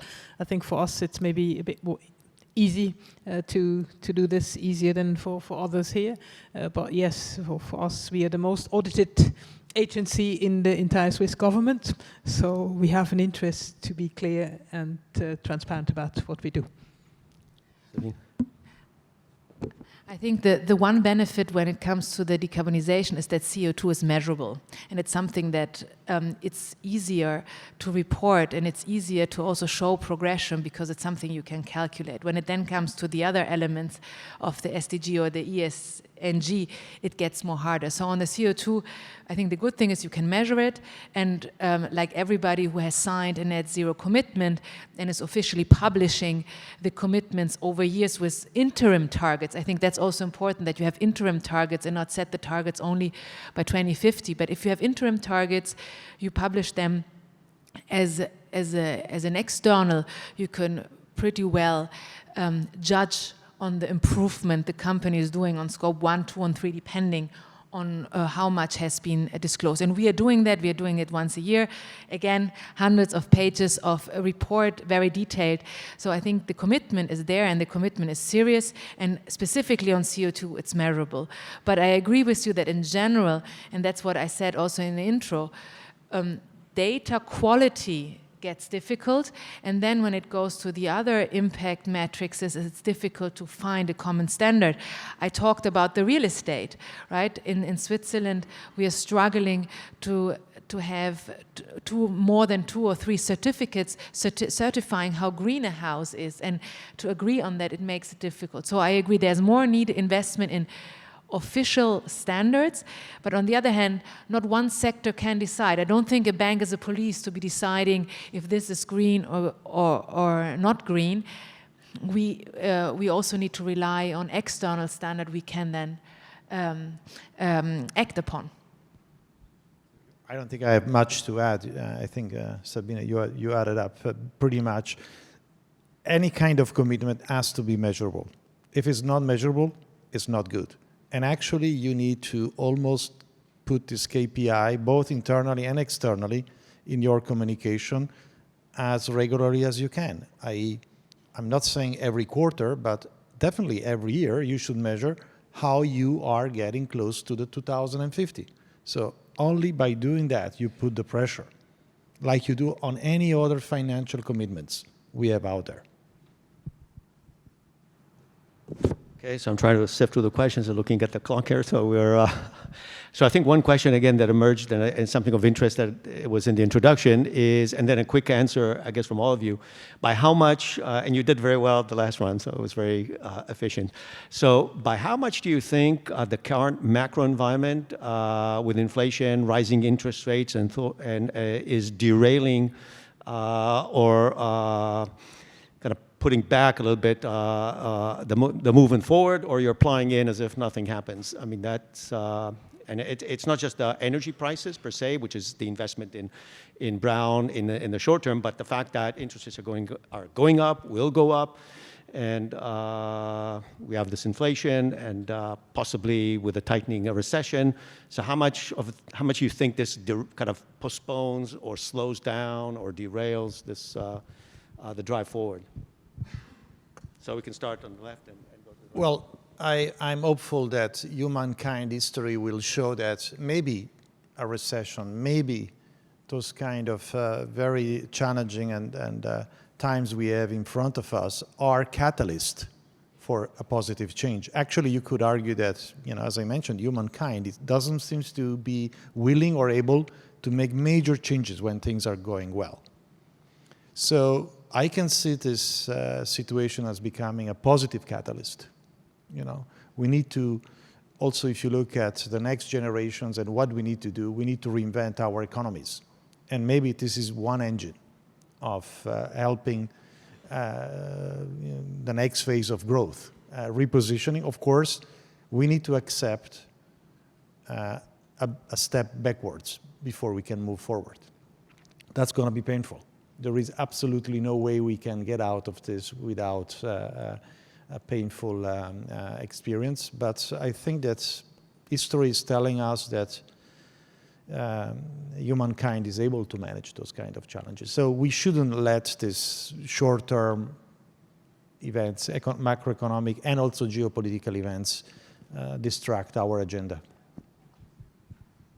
I would like to see not what we want to do, but what does it really affect you in the short run? I mean, so I don't think that it's a linear progression, right? It's not about a linear progression without shocks. And I agree with Sergio. At the end, it's the shocks who make the difference. And specifically now, the energy crisis is really moving us to a tipping point where the discussion is coming even more eminent. So I really don't think that this will change. Of course, it is not linear, so there will be two steps ahead, one step back maybe, but at the end, we are all heading in the right direction, and these shocks will refrain us to stand still. So I would agree. Maybe I think the situation we're currently in, we have to look at how we consume food, how it is produced, how it is being sold and wasted or not. We have to look how we produce energy, where, who, to what price. I think these are all questions that will push us to go forward faster than we may even imagine. And the other factor that will push us is our next generation, our kids. The tough conversations I have with my sons, I can tell you I better move. If not, from within, the push is coming for change. So I think on the corporate side, there are a lot of corporates that are thinking very hard now about reducing energy consumption, because it's just financially so painful that it has become unsustainable. So I hope, or maybe I'm too optimistic, but it should actually, from my point of view, accelerate at least reduction or usage of energy. Well, that brings us to another set of questions, which is related to the, and again, we can start on the right because it follows exactly from what you were saying, is what are the role of governments in all this? When you here in Geneva, you go, you want to fill your tank with gas, you just cross the border and get the nice subsidy that the French government is offering at the pump, and so how does government actually, not just in terms of the gas prices, but in terms of, again, giving you the backwind necessary to engage in the financing of net transition, or is it actually creating more obstacles at the moment in terms of? Personally, I think government has a very big role to play, and in creating awareness within the population, but also setting the right policy framework that incites people and companies in the country to act or move in the right direction. And because personally, I think prohibitions don't work, or we have seen in Switzerland the last vote was actually refused on this topic because it was too anti-usage or put cost on plane tickets that people didn't want. But the policymakers need to find a framework that somehow steers society in the right direction. And I mean, I like the example of Sergio where they stop insuring, the worst participants in the. So I think policymakers can think about similar solutions so that over time it improves. But without policy from a government standpoint, it will never work. So support innovation, reduce the risks of the ones that want to innovate and invest, and also for other countries, partner countries, to invest in good governance, because it needs this framework for investors to go, and it needs the framework to create trust, so their governments can play a crucial role. Definitely, the governance framework is key, and none of the sectors can lay back, right? Therefore, we are here.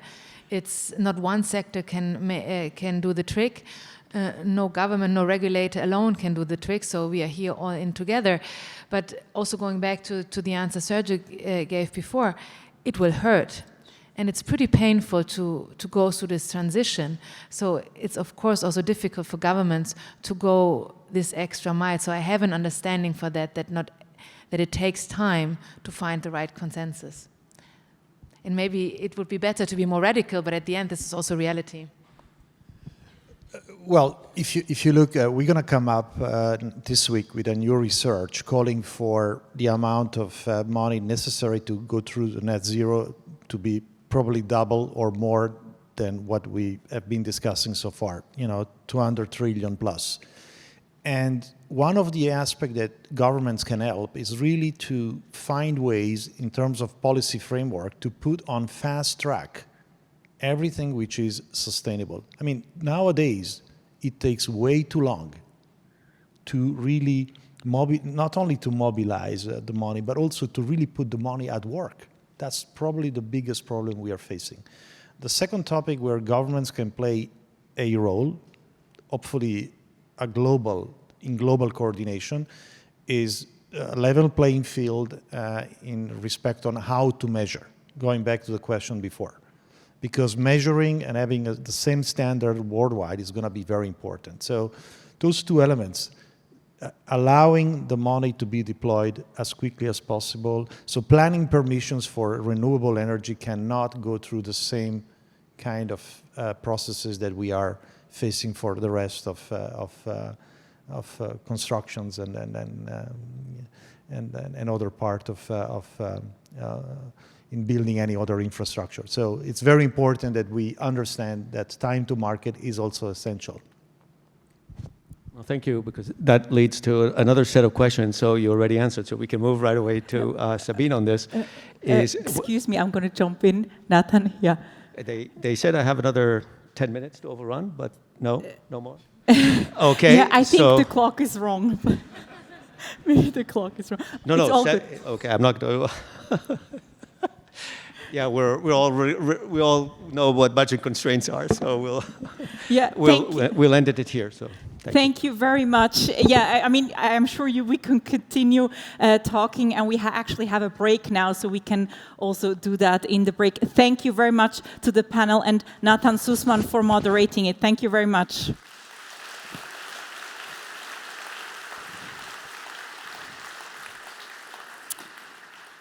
Yeah, so we're taking a half an hour break until 4:45, and you shouldn't miss it because we have a keynote by the new State Secretary for Economic Affairs, Helen Budliger-Artienda, and it's her first public appearance. So enjoy your break and see you at 5:45. Thank you very much. Thank you.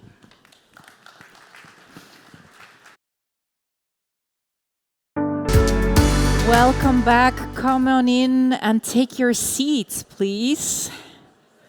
We're going to continue. We hope you had a good break. Recharge your batteries. Already built some bridges.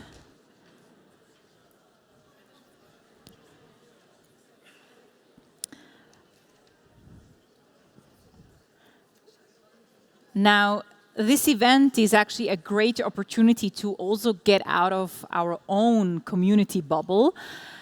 We have a quite diverse audience, also age diversity. Patrizia Danzi already spotted some young people in the audience. We actually have 10 students from the Villers Institute among us. Do you mind to just quickly show yourself? Yeah, you can stand up.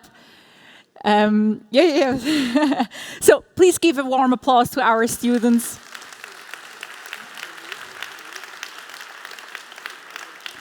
Welcome to Building Bridges.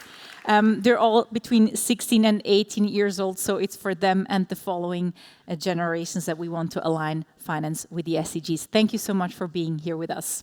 And I hope you also send in some questions to the panelists through Slido. Oh, yeah, some nodding. Okay. Now, we continue with a high-level keynote now and a very special guest. In May this year, the Federal Council appointed her as the new State Secretary for Economic Affairs, and she took her position in August of this year. Prior to this new role, Helen Budliger-Artienda was Switzerland ambassador to Thailand with additional accreditation to Cambodia and Laos. From 2015 to 2019, she held the same position in South Africa. Before that, she was the head of the Directorate for Resources at the Federal Department of Foreign Affairs. And she's also a Building Bridges leader. We're extremely delighted that her keynote today is her first public appearance in her new role. And she's here to show us how we can leverage economic development for social justice. Ladies and gentlemen, please welcome State Secretary Budliger.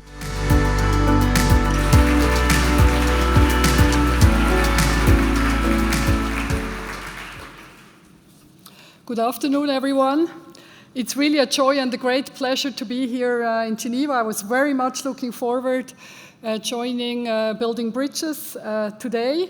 And I wish to thank the organizers for having me and allowing me to say a few words. Special thank you to you, Monsieur Audier. He couldn't remember, but we shared the stage already roughly 5 years ago in Cape Town. And guess what we were talking about? Sustainable financing. So I feel like a circle is closing today. So a true pleasure. I'm sure that some of you actually, like me, came from outside Geneva. I hope you had a good trip. I did. I came on public transport, train. And I do hope that you get to stay maybe a few days longer in Switzerland. And if I may suggest, maybe a trip up to the Swiss Alps could be recommended. And when you go up there, you will discover that in Switzerland, public transport really takes us to all corners of the country. And I hope that you will also enjoy the beautiful scenery of our mountains. And then I'm moving over to a less good topic. You will probably also witness climate change in action, as evidenced by the dramatic melt of mountain glaciers. It's actually quite shocking when you see it. So climate change is already impacting the tourism sector. It will probably put jobs at risk in remote areas in Switzerland, and it will certainly impact water and energy supply, and energy currently a big topic in my office. Not only here in Switzerland, but elsewhere in Europe, since Switzerland is a water castle of Europe. You're probably sensing the point I'm about to make. People, planet, and profits are interlinked and depend on each other. This is even more important in a world where we're still struggling to overcome the impacts of the pandemic with rising inequality and debt levels, and when Europe, believe it or not, is war-torn again. We need to urgently tackle climate change, and a holistic view in our decisions as policymakers, as well as public and private investors, is needed. Now, I'm sure all of you are familiar with what I'm talking about, and most of you have been applying the concept of integrating environmental, social, and governance considerations in an investment decision. However, in the past few months, the discussions about ESG washing or greenwashing and strong legal actions against it by the US and German regulators have been prominently discussed in the media. I'm not sure if you have seen the article published by The Economist. The Economist actually published a special report on ESG in July. And if you looked at the cover, it showed a picture with a pair of scissors snipping off the E, accompanied by the heading, 3 letters that won't save the planet.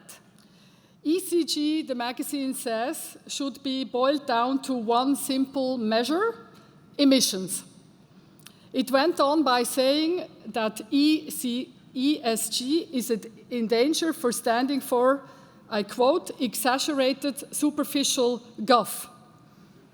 If the situation wouldn't be so serious, maybe we could have a laugh about it. Now, let's be clear. Certainly, many of us would agree that the ESG concept has its flaws. While good corporate governance is a proven business case and broadly accepted, the S, the social dimension, is much more difficult to capture. Measuring emissions is arguably easier, but not without its problem too. There might be some trade-offs between social and environmental goals, at least in the short term. Allow me to just briefly illustrate with a few examples. Solar energy will be critical to achieve the energy transition. But as you may know, there are allegations of forced labor in solar photovoltaic supply chain. I'm representing Switzerland, and Switzerland is deeply concerned about these allegations. As a shareholder, we call and insist on multilateral development banks, development finance institutions, and climate funds to address these allegations. Promoting the energy transition is extremely important. I think all of us in the room agree, but it cannot come at the expense of human rights. Let me give you a less complex example. Closing down a coal mine, I think nowadays we would all say it's good for the climate, but if you are employed or if you're an important supplier to that coal mine, you're probably going to be much less happy. Firms that build a good corporate governance are more likely to take E and S risks seriously, and overall companies with good ESG ratings tend to outperform their peers financially. That's not me saying, that's an IFC studies that actually looked into it and came to that conclusion. So I really think the way forward is not about neglecting these complexities and trade-offs as suggested by The Economist.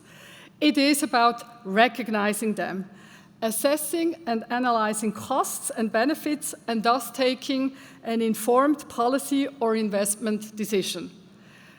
This is easier said than done.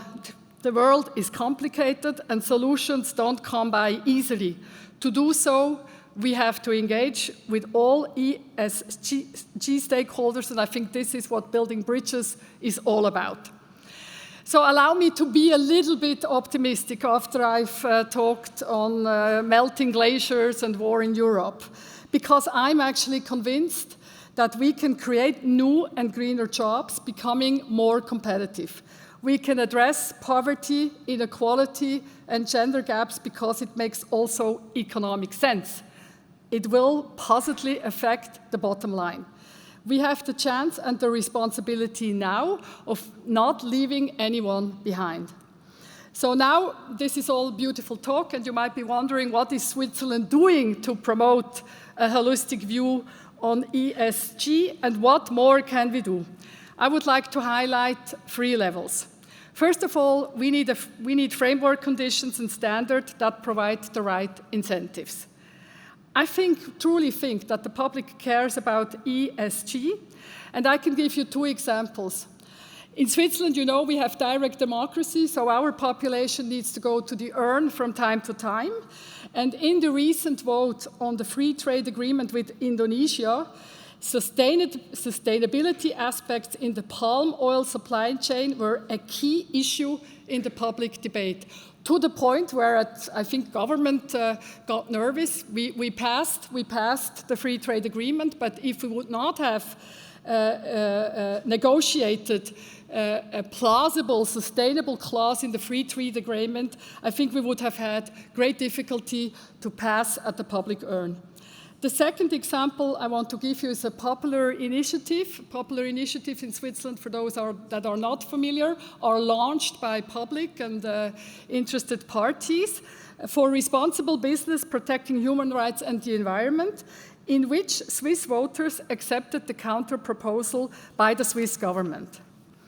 So what are we doing? In Switzerland, the government requests Swiss-based companies to implement international responsible business conduct standards and respect human rights wherever they operate. This is expressed in the CSR Action Plan and in the Swiss National Action Plan on Business and Human Rights. The Swiss government also strengthens the general framework conditions by putting into force a mandatory obligation for large companies to report on the environmental and social issues and respect for human rights, as well as the fight against corruption. As I already mentioned with Indonesia, in free trade agreements, Switzerland has systematically included comprehensive provisions on trade and sustainable development, which doesn't make it easier for us to conclude new free trade agreements, but nevertheless, this is for us a red line. Moreover, several Swiss legislative acts make direct reference to the fundamental conventions of the International Labour Organization.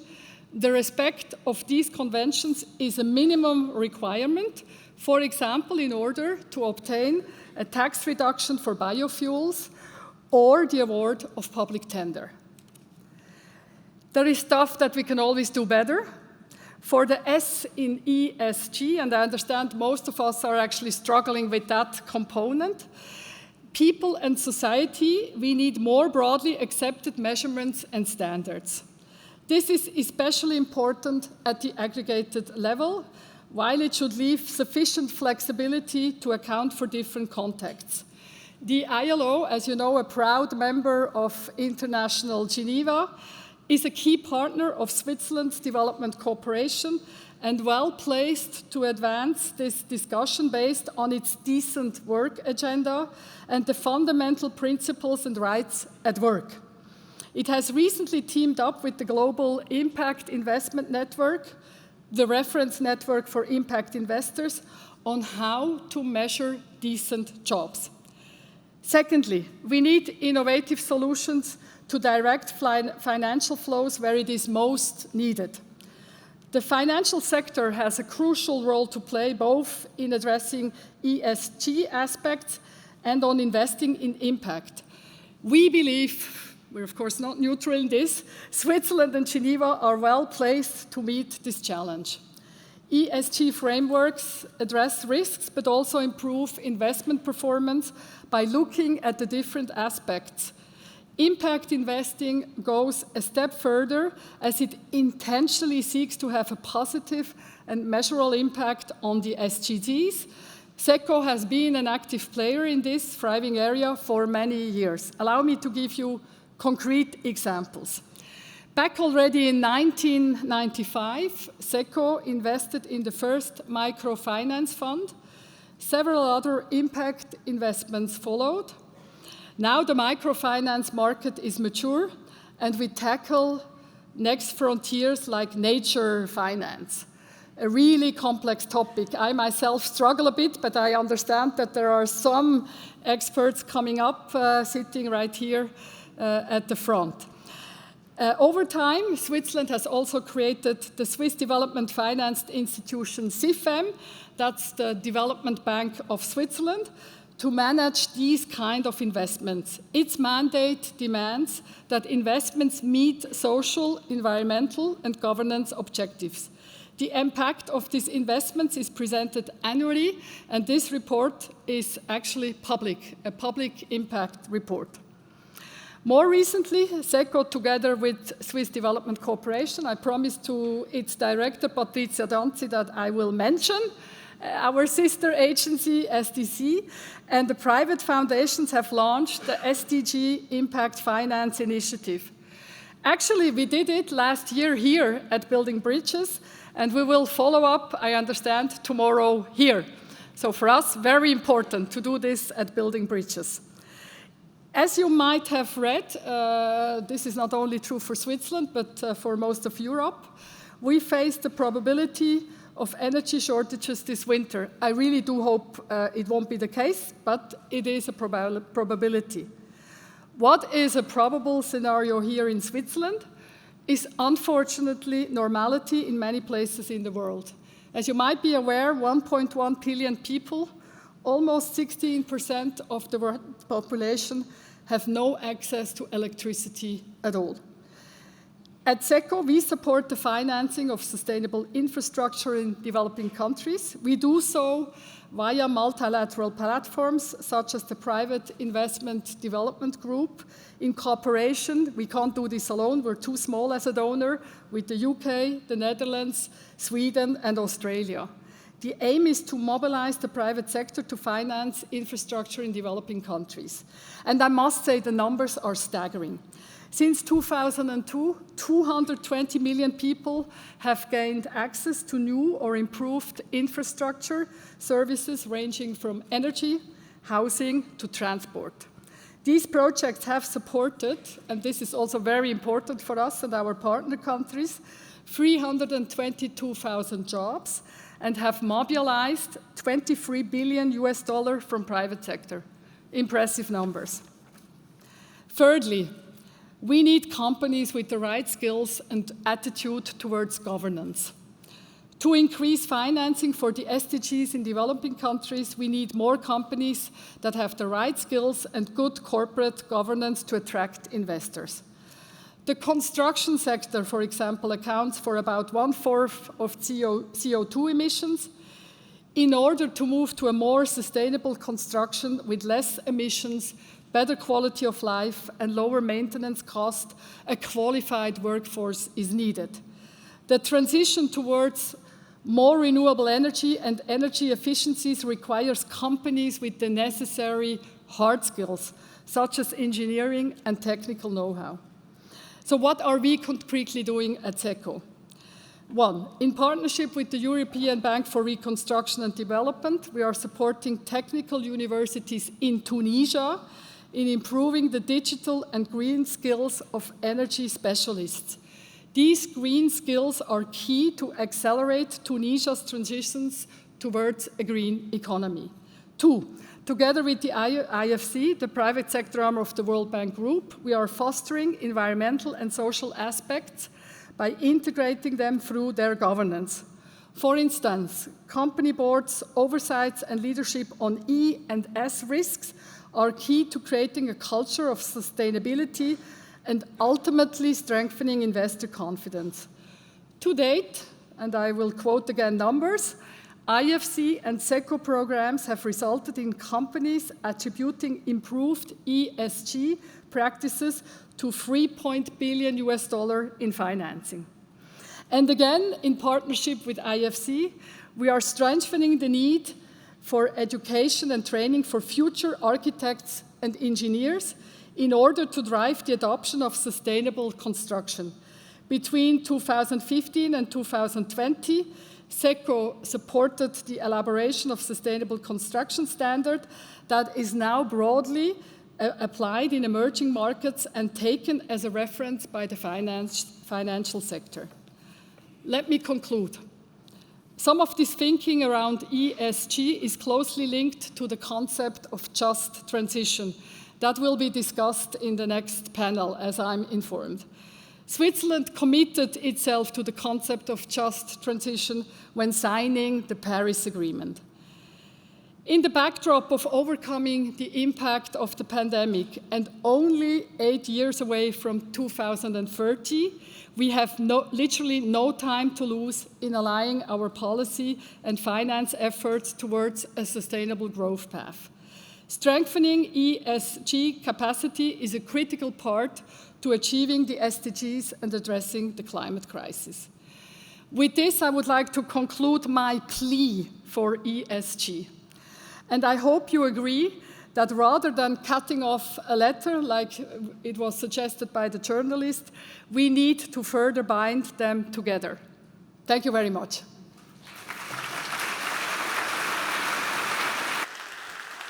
Thank you, State Secretary Pudliger. And as you just introduced the next panel, I'll leave my introduction away and would say for the panelists to get ready to come up on stage to discuss how finance can support a just transition to sustainable development. Panelists can get ready.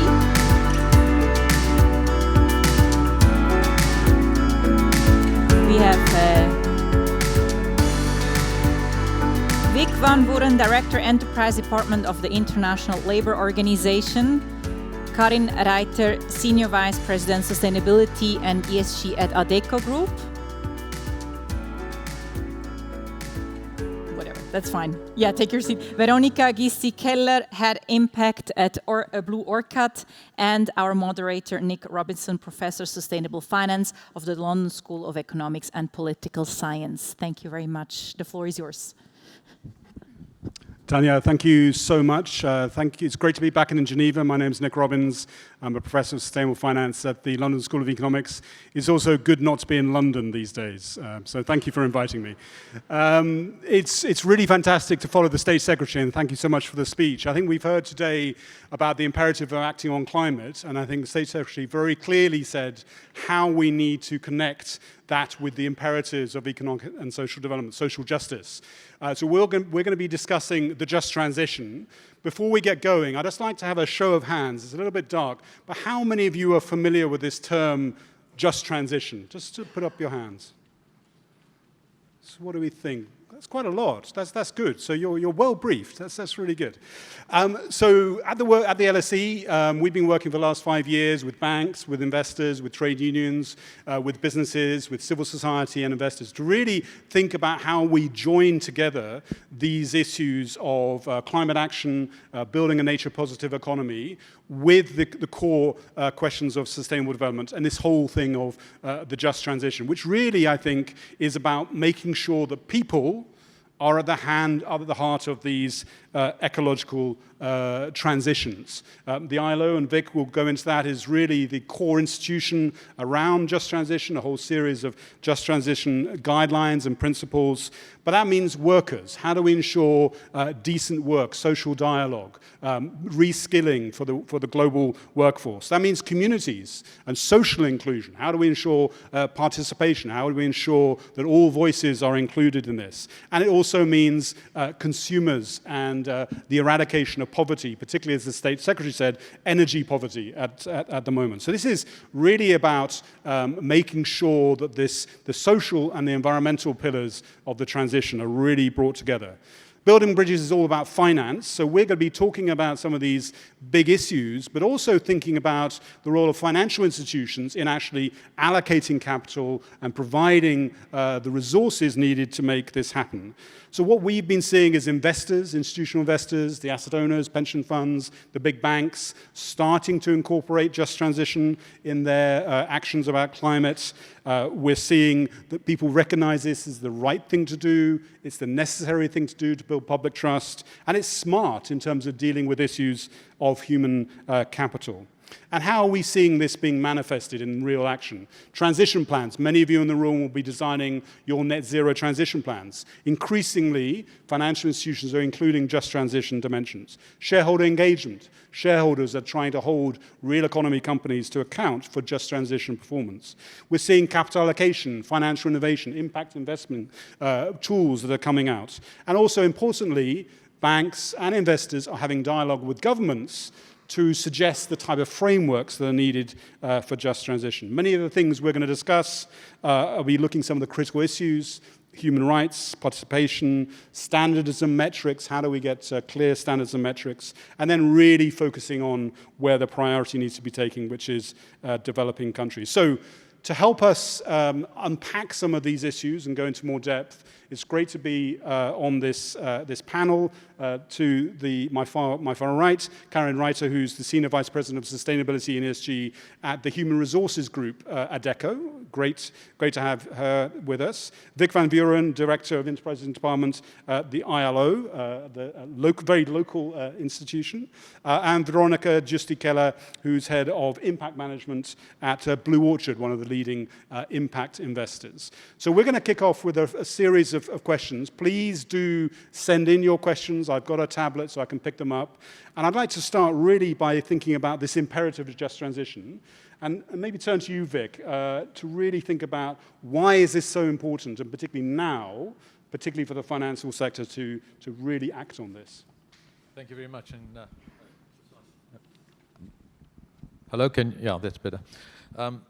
Thank you very much. I think when we start, the International Labour Organization is one of or is the only UN agency that's got a tripartite nature. So it's business, employers, and government. So all our discussions are a combination of those three groups of players. And we have a decent work agenda mandate, but it's important to mention that the economic growth side and the climate change are inextricably linked in the work that we're doing. So when we talk about economic growth, we have, funded by SECO, a productivity ecosystems program. Now you might wonder, what's that got to do with just transition? Well, we realize that productivity growth and economic growth is going to be key in this whole just transition process. So we've got various initiatives that are focusing on certain areas, and the dynamics of it coming together will lead to a better outcome. Obviously, we're focusing on the social deficit and the lack of decent jobs, and then the environmental challenge. So we've built into our thinking this whole greening of enterprises and working with governments on their just transition plans. So a number of years ago, we negotiated a just transition guideline for the governments, for enterprises, as how to move from A to B. It's not an easy path. You can't just throw money at this and it's solved. We're looking at, in terms of numbers, 80 million job losses by 2030 when we move into this path of greening. But we can have a growth of 110 million jobs by 2030. So we're looking at a net gain of 25, 26 million jobs. But where is that going to happen, and how is it going to happen? And what we find is that there's a gap. And I was thinking when coming to the meeting today, to this seminar, of when I traveled in the UK and you get off the train, they say, mind the gap. You've got to mind the gap, because last week I was in Pittsburgh at a ministerial conference on energy, renewable energy, and I was amazed by the technological advances that were being made. It was phenomenal. But when I looked at the meeting group, it was only developed economies. The technology was only being driven by one part. And so we're looking at a bridge at the moment for 1 billion people. 7 billion odd people are being left behind. And that gap is so big. And so when we start talking of building bridges in the ILO, we're concerned about the developing economy being left behind. There are pockets of excellence, but the value of the human being in this whole process cannot be left behind, and we've got to talk about scalability. And that's where the answer lies, in how we can take these pockets of excellence and these technological advances to a far bigger route. The whole thing lies behind skills at the end of the day. There are not sufficient skills. And where I come from, I'm not European, I'm in Africa, I come from South Africa. We've got a challenge on educational policies not meeting the needs of the market demands for the future. And the skills we are producing are unemployable skills of the future. And so investment has got to go big time into education and the reskilling. At the moment, those few skills that we do produce in Africa end up in Europe, Canada, and Australia. And so we start from zero base again. And I can say that right through Africa, right through some parts of Asia and Latin America. And so those challenges are huge. My last point is in terms of the climate finance. It's encouraging to see that in this last decade, $632 billion being invested into green. But we need to match that on the social component as well, because unless we do that, we're not going to achieve the end goal of becoming more climate friendly. Let me stop there, and otherwise I sound like a preacher. I can go on forever. No, that was great. And I think, Karen, it'd be really interesting to get your reflections from your business. Vic's point about this real insufficient focus on skills in the transition. It rarely comes up in the discussions we have in business and finance. Your thoughts, please. Maybe just a few words about the Adecco Group for those of you who don't know them, and just sort of to explain why I'm here. So the Adecco Group is a global talent solutions and advisory company with a specific footprint in staffing. So we're one of the largest employers worldwide. We place about 1.2 million people into jobs every single day and upskill and reskill about 600,000 a year. So we obviously have a keen interest in the impact of the green transition on labor markets, and particularly what it means for skills and talent. And what we see is a big disconnect between net zero and climate strategies and human capital strategies. Next week, we're going to launch our new Global Workforce of the Future report, and I've gotten permission to share a few results with you already today. And there we interviewed 35,000 people in 25 countries about their perceptions of the impact on certain trends on the future of work. And what we see is that 60% of workers believe that the green transition will force them to learn new skills. 50% of workers are afraid that because of the green transition, they will lose their jobs, or that their skill set will become less relevant on the labor market.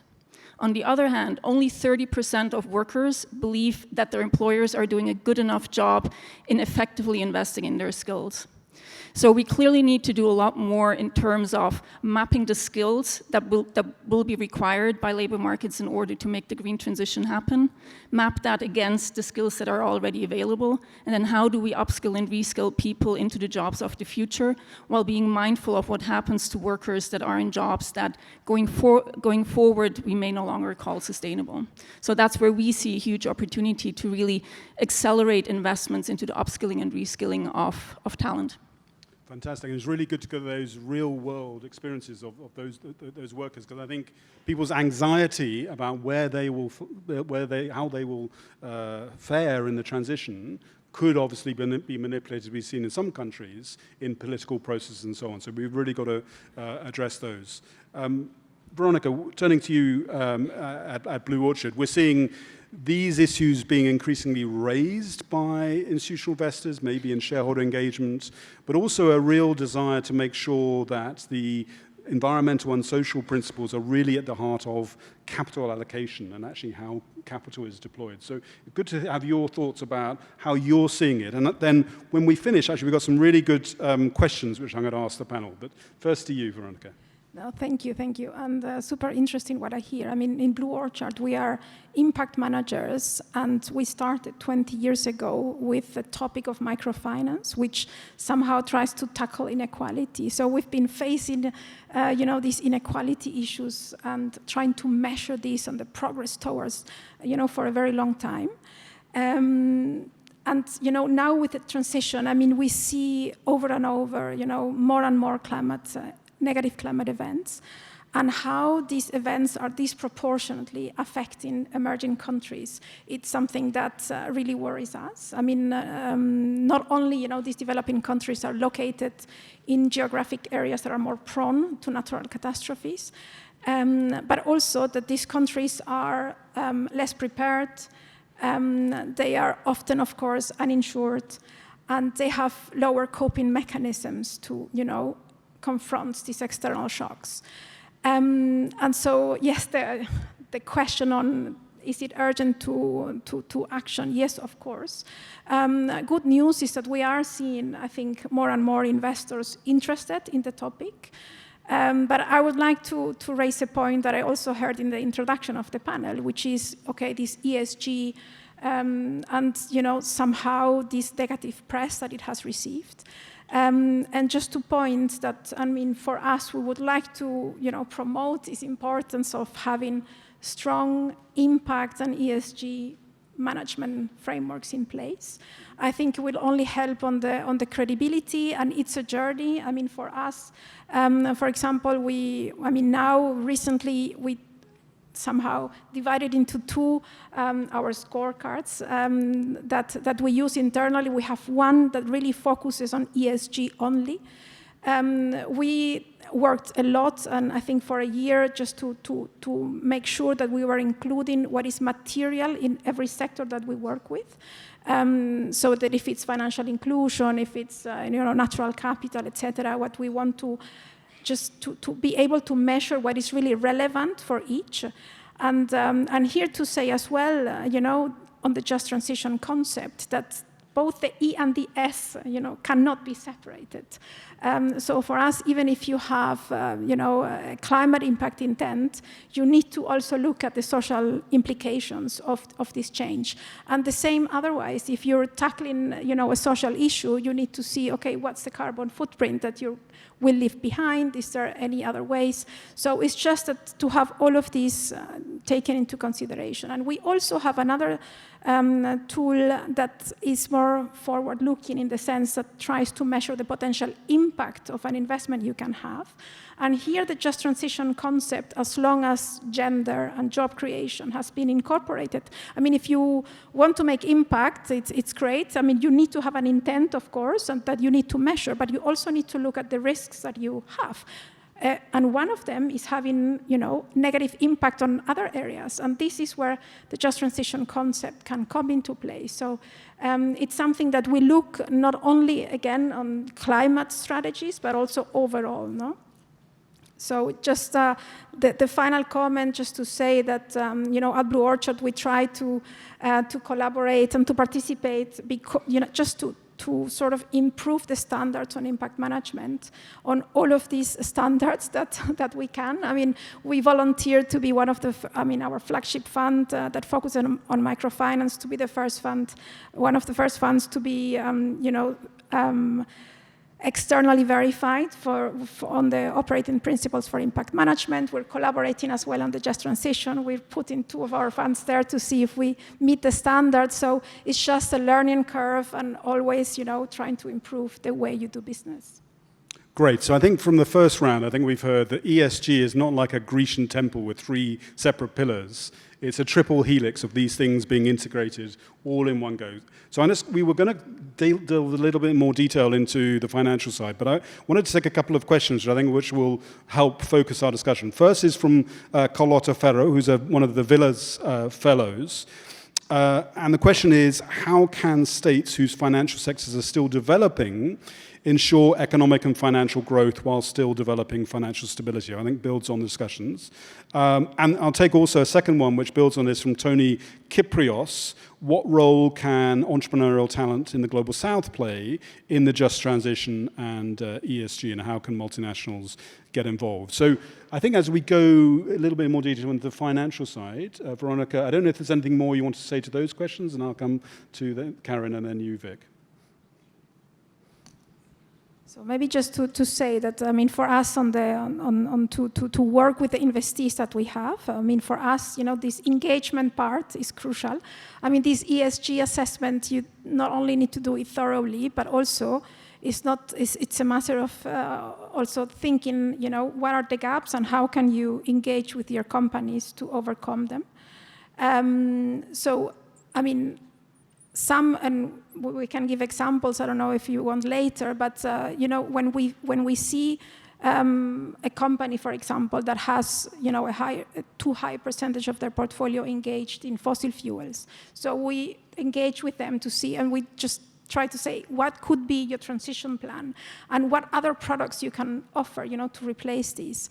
And this involves a lot of work. It involves an action plan that, on the last case we have, it involved a 7-year action plan with training involved to, again, going back to the skills of the people, to replace these products, etc. So I think that the key here for us as well is to engage and to see how you overcome these gaps. Right. And certainly in our experience, we've seen that shareholder engagement on just transition really matters and actually is taken up very seriously by companies and results in quite serious actions.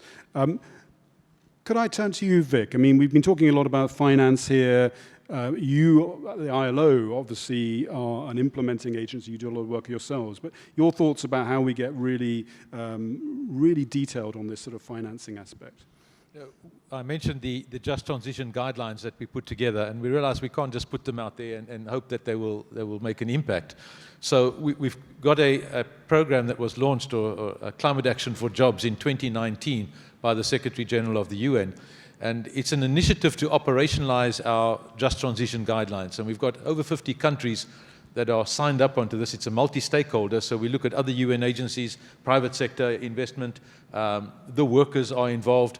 And what we do is we go into the countries and we start looking at how we operationalize these guidelines into each country, given their specific state of affairs. So it's customized from the fragile states to middle-income countries, and we work with them on that basis. And this is really taking off in a big way. And what we have with the finance sector inspired by this is the design of a knowledge and innovation facility, which is going to be launched at the COP27 together with the LSE Grantham Institute. And so we're looking at specific initiatives that can look at measurement, that can look at creativity, but it goes country by country basis.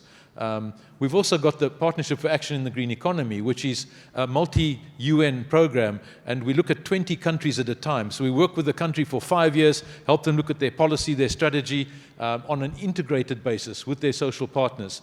And then we move out, and we move to another country. And that's been going on for quite some time now, and we're signing off on 3 countries this year, and then we'll add a new 3 countries. So it's becoming very operationalized, taking what is a policy or concept at the macro level down to the grassroots. And that's becoming more and more important. And the question on how do people get involved, I think we don't need to reinvent the wheel. We've got so many initiatives out there from so many different institutions.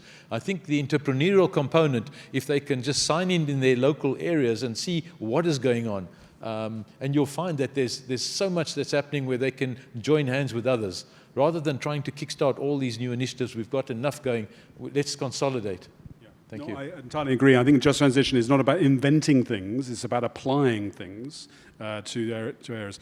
Just before I bring in you, Karen, again, actually a really interesting question was, I think, sort of maybe is very useful for the work you're doing at Adecco. From Andre Hoffman, an unbalanced labour market is an instability factor, but human capital is not just system-based. Individuals matter.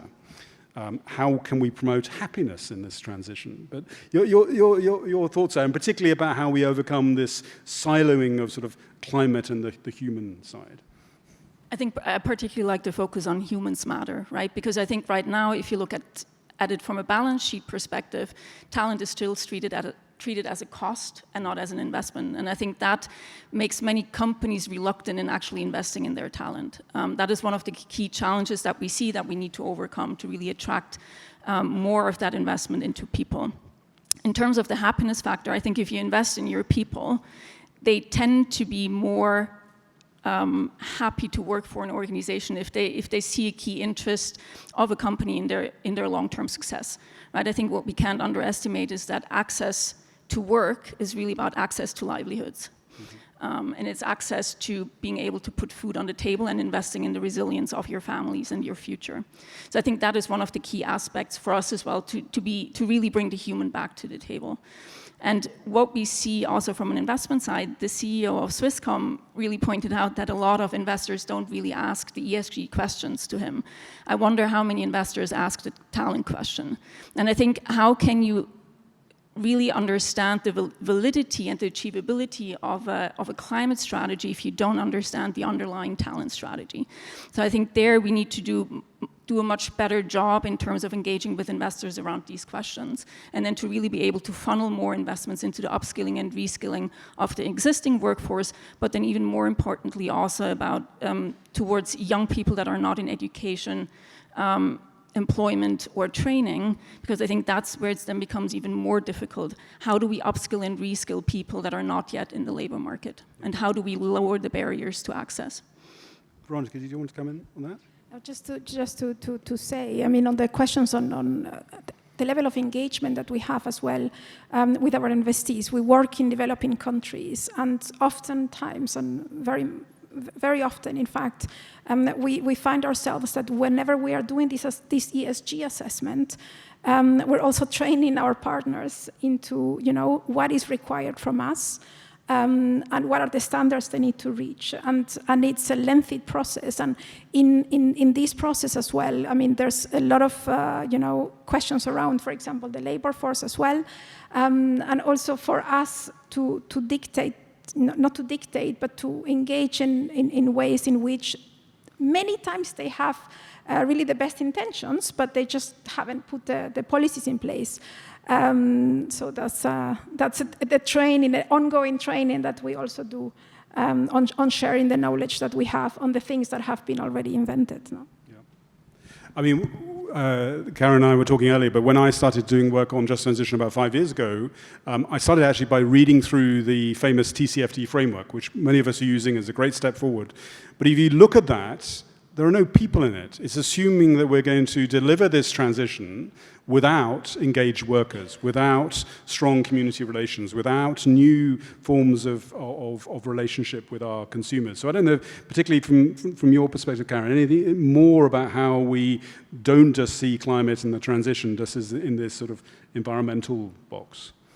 You say, right, climate action has to be labor market action. We talk a lot about investments in tech, we talk about investments in R&D, we talk about investments in infrastructure. What we don't talk about investments in the people that actually make it happen. Who invents the new technology? It's people. Who introduces or implements and installs the new infrastructure that we need for more renewable energy? It's people. So I think people need to be at the heart of the green transition, otherwise it's just not going to happen. Very good.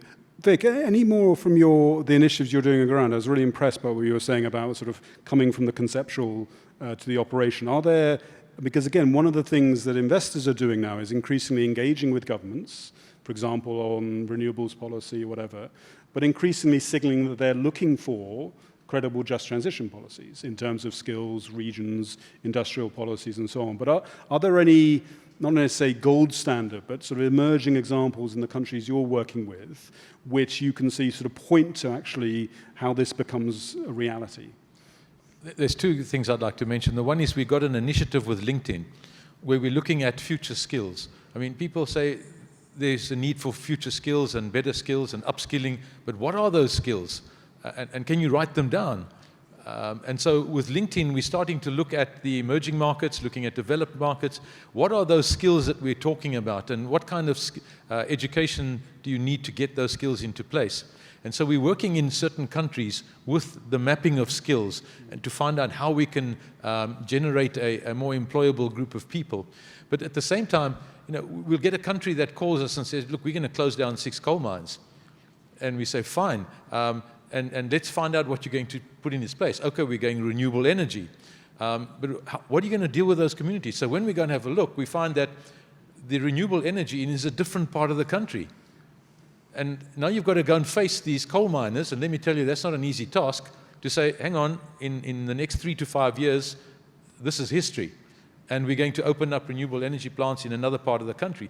They don't want to move with their families. It becomes an emotional debate. And it's not just a balance sheet exercise or ticking the box. It's an emotional debate that when you get down to those grassroots and you've got to face those workers, it's a different ballgame, especially if you're in a country where you've got to be voted in the next year. So you're not going to take these decisions to close down a coal mine knowing you're going to lose the vote and lose your job. Also, we need to think reality in some of these emerging economies, particularly in Africa, where I come from, the political instability and the corruption and the challenges that you face there. So you don't want to go and invest in this place that's going to be a problem. So what we need to do is look at more creative means of investing, look at more governance structures. And we've heard a number of speakers talk about governance, but there are ways and means of doing that. Rather than avoiding those pitfalls, let's go and tackle them head on, because that's where the critical mass is going to be for the future and saving the planet. Very clear. Sorry, So, can I just please, add yes, to of it? course, I think that's a really, really important point, right? That we need to take an ecosystem approach, that we can't just sort of take individual siloed action, but we need to look at full value chains as well. And if we close something down, how do we incentivize investments into that same economic area potentially? And I think that's where we need to do a lot more work as well, that we can't look at it in isolation, but really come together as across sectors and across the value chain to build meaningful solutions for the future. Yeah. And I think that was why some of the countries didn't sign up to the declaration at last year's COP, right? Because we can't just exit one specific industry like coal if we don't have talent transition plans for the workers. We can't just leave them behind. Great. So we've been talking for about half an hour, and we were talking earlier, and the State Secretary mentioned it. There's been a lot of concern about ESG, and it's all very vague and guff, I think the economists called it. And so we've actually got a question here, which is about just transition. I think we've got a very clear understanding on the panel, but again from the Villas Institute, Jovana Juresevic, her question is, when encouraging companies and countries to make a just transition to sustainable development, who decides what a just transition represents? So how does that get? So who decides? Maybe Veronica, then Vic, then Karen. I mean, at the end of the day, it's going to be, it depends on the industry you're tackling, no? And the just transition needs to incorporate, for example, when you are developing in the sustainable infrastructure strategies that we have, when you are looking into, we recently looked at the run-off river in Indonesia, and when you make the assessment, and okay, you need to assess what's the impact, what's the intent. It's this amount of CO2 savings that you could have relative to the current state.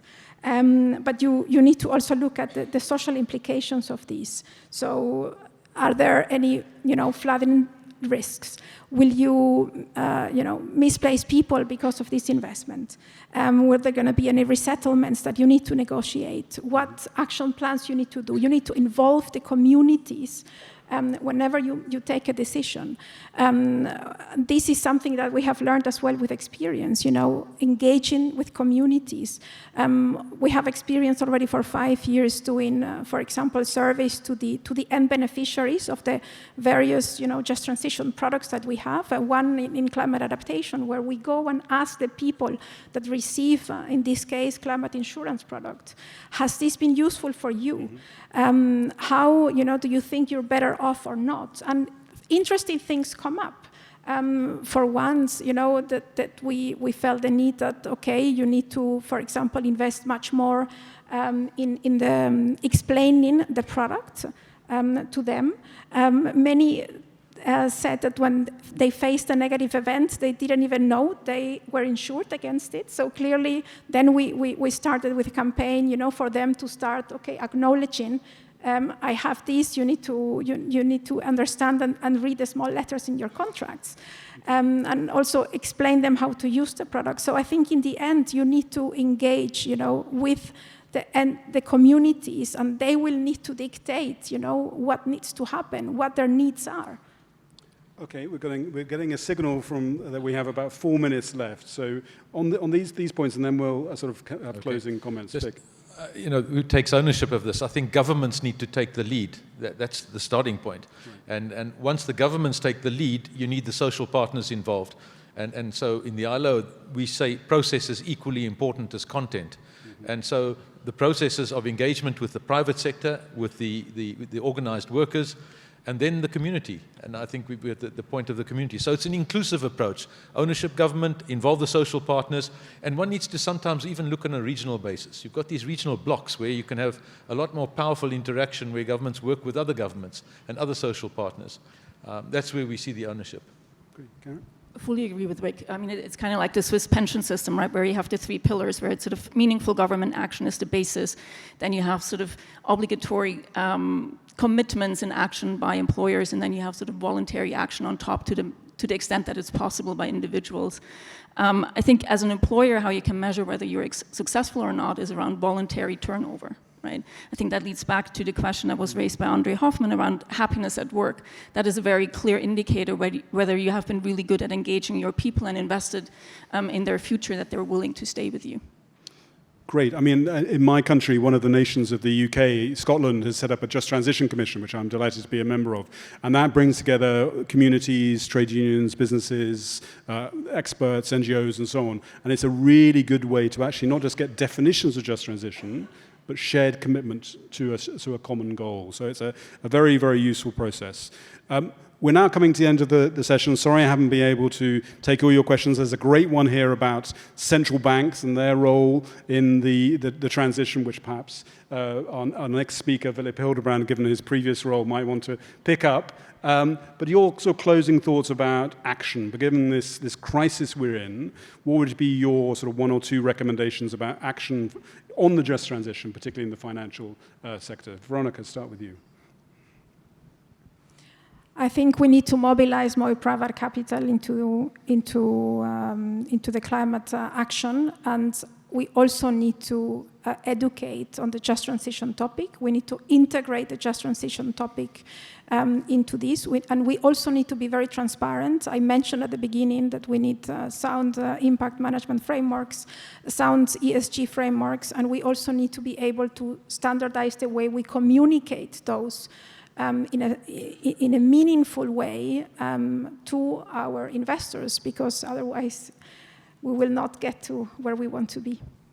Investors always need standardized reporting. That's a key one. Thank you. Vic, please. Just briefly, I think it's like coming to church when you come to a meeting like this. You're speaking to the converted. The challenge is, how do you get out of this church, out of your comfort zone, and start making an impact where you can get your hands dirty and not remain in your comfort zone?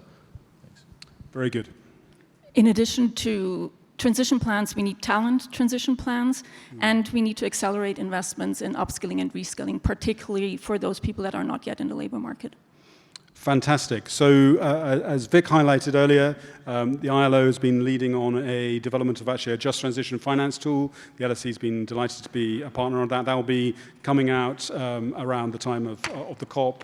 Also at the LSE, we'll be producing a report on how all you in the financial institutions, how you can make your transition plans just. And obviously look out for Karen's report of the results of those 60,000 interviews I think you did. 35,000. Oh, sorry, it was a bit of inflation. Sorry. And then just to mention again, there is a great initiative coming out of the Impact Investing Institute in the UK called the Just Transition Challenge, and I believe Blue Watch is part of that. Really an aim to bring fund managers together to actually show how they can turn these important principles into practical action. So lots to be going on with, and with that, we'll finish. Thank you so much.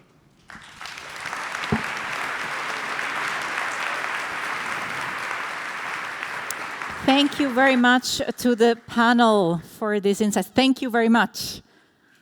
Nick Robbins as well for the moderation. Thank you very much. So our next guest doesn't need an introduction, but because we need to change the setup here on stage, I will do a short one. Philip Hildebrand is the vice chairman of BlackRock and member of the firm's global executive committee. He oversees the BlackRock Investment Institute and the BlackRock Sustainable Investment. Prior to that, he served as a chairman of the governing board of the Swiss National Bank, and he was also a director of the Bank for International Settlements, the Swiss governor of the IMF, and the vice chairman of the Financial Stability Board. So let me see. Oh, the chairs are gone. So, yeah, please welcome, ladies and gentlemen, to, Philip Hildebrand. Yes.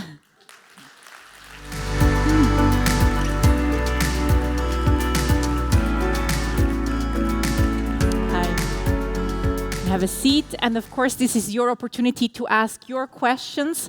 You find the QR code on the slide, so if you had that question on central banks before, I won't see that. You need to put it in the new Slido page. But before I look at your questions, I start with mine. $1 trillion a year is needed until 2030 to reach climate goals. This is a conclusion by a joint report by the International Energy Agency, the International Renewable Energy Agency, and the UN, so a report commissioned by 45 governments making up to 70% of the global GDP. So there is a clear willingness from public and the private sector to close the gap. But it is also fair to say that we can assume that macroeconomic imbalances will impose limits in investments that tackle global challenges. Also, Sergio Motti before said we shouldn't let macroeconomic and geopolitical events change our agendas, but to be more concrete, how can the public and the private sector balance market risk and climate risk? Thank you, first of all, for having me. It's wonderful to be in Geneva. It's been a while, so it's nice to be here. Patrick, thank you for inviting me. So, you know, the numbers are, of course, difficult to say exactly how much money is needed. What we do know, it's an enormous sum that will be required for a very long period. One of your speakers earlier said fair and just transition, and that really means we need to invest enormous amounts of money. There is no way, even if countries were willing, that this can be footed by the taxpayer. So I think that's the bottom line. We need private capital. It needs to be mobilized. It's going to be very significant sums. I think there are two principal challenges in this. It's not the money is available. I don't think that's the challenge. The two challenges are, number one, if we don't have an appropriate policy framework, that money is not going to get mobilized. You know, take our example. More than half of our assets are pension funds. This is money that belongs to workers all over the world, many of them government workers and public state funds. There is no way we can invest this money in a frivolous way. We would go to jail for kind of investing from the heart. So you need a policy framework, and the reality is right now, politics is not on track for the Paris goals. So unless you put politics back on track in some form or fashion, it's going to be very difficult to have that money be mobilized in the way we need it. The second principal challenge, which is maybe even more difficult, is the places where these investments are needed the most are the places where it's hardest for the money to be mobilized, the capital to be mobilized, and that's the emerging world. And it also happens to me the part of the world where it's most difficult to get a fair and just transition. In other words, if you don't mobilize the capital, you're going to have a very unfair, a very unjust transition. And for that to happen, I think we need a wholesale kind of remaking of the multilateral development banks, perhaps even the IMF itself, the World Bank. We have to rethink the willingness of the rich countries to provide capital in order to help mobilize private capital.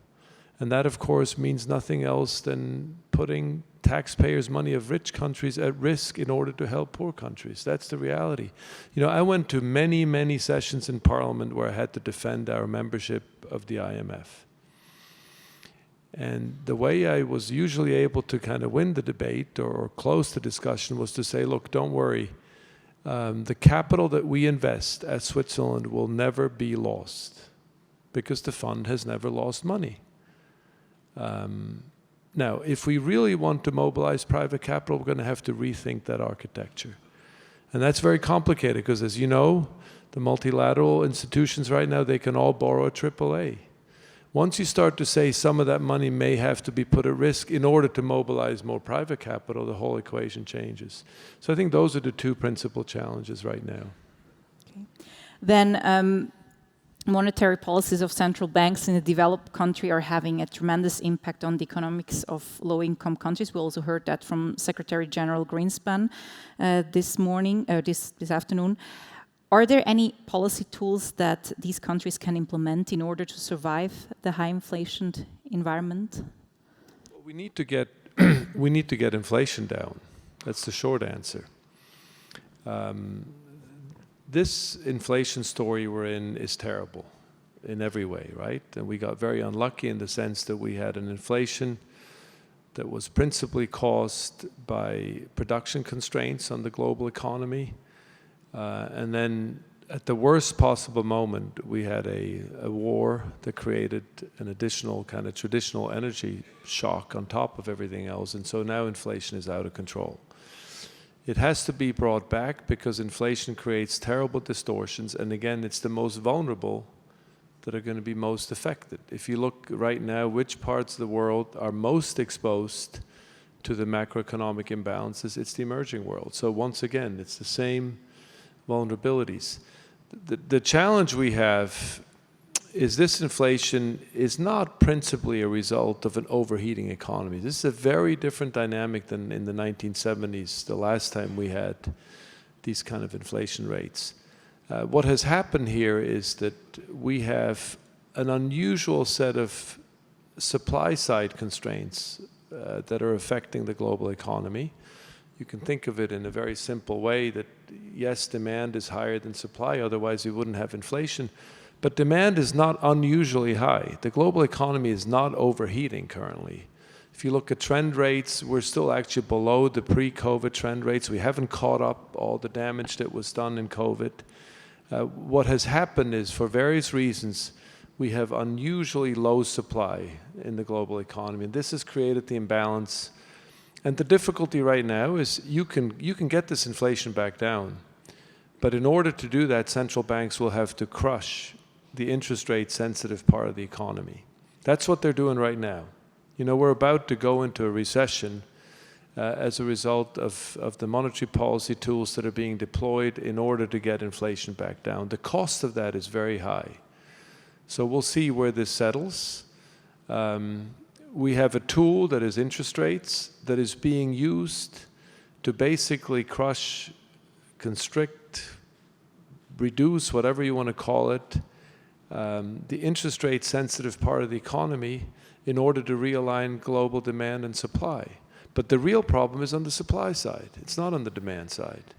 And so there's a real mismatch in a way of how we're trying to address this inflation by basically very aggressively raising interest rates, which is going to get us into a recession in most places in the world, certainly here in Europe. So this is a very delicate moment. You know, we need to get inflation down. Ideally, we would do that by not just addressing the demand side of the economy, but also reopening supply side, trying to heal as quickly as possible from COVID. It would help if we could reopen trade links with China, which has been one of the big causes of this inflation problem.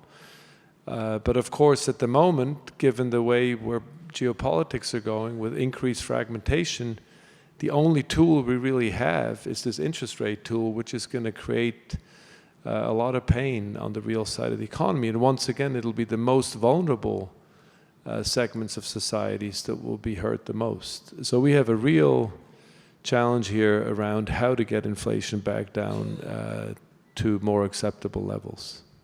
Okay, good. And this, of course, and I'm sure Sergio and others would have mentioned this today, you know, this whole macroeconomic environment represents an enormous challenge for the transition to a more sustainable world. I would agree with Sergio if he said that today, that in the long term it will not be derailed. It may even accelerate it because we have the green premium has just been compressed. Today is actually, from a price level, it's more advantageous to create renewable energy than fossil fuel energy. But we can't create enough of it quickly enough. And so we also need to raise, unfortunately, our dependency, or we are raising our dependency on fossil fuel. You're seeing this. We're starting coal plants again in Europe and other things. So in the short term, this creates an enormous challenge in terms of the transition to a less carbon-intensive economy. Then I would like to jump into the audience questions for the next half of our time, if I get this working. Okay, so I will go through popularity, the most popular question. It's related to BlackRock. BlackRock voting for climate resolutions has decreased last year. BlackRock in majority vote against or abstain for climate resolution. Time to walk the talk. Okay, it's a very broad question, but yeah. Can you comment on it? Sure.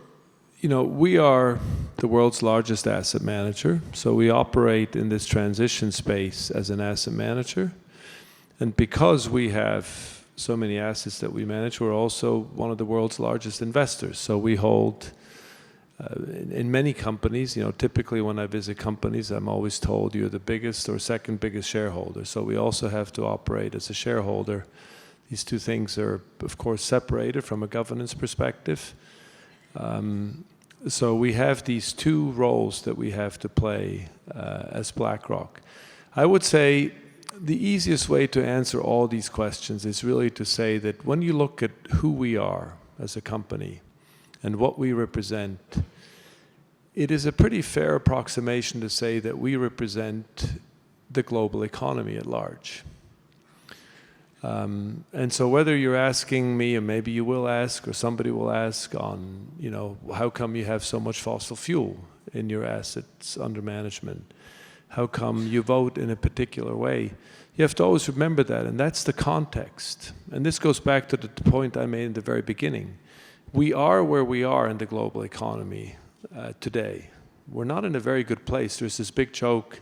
Somebody says to some guy in Ireland, how would you get from here to there? And the answer is, well, I wouldn't start from here. And that's a bit where we are. We're in a very difficult position right now. We need fossil fuel, and we need it urgently. We have underinvested in fossil fuel for many years for many reasons.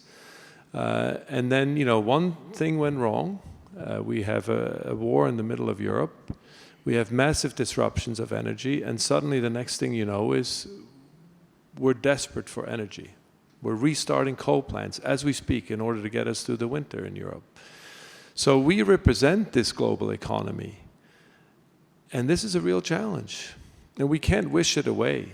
And in fact, if we were to act too aggressively, too quickly, and I think the lady in front of me mentioned a fair and just transition, we would end up in a very unjust transition.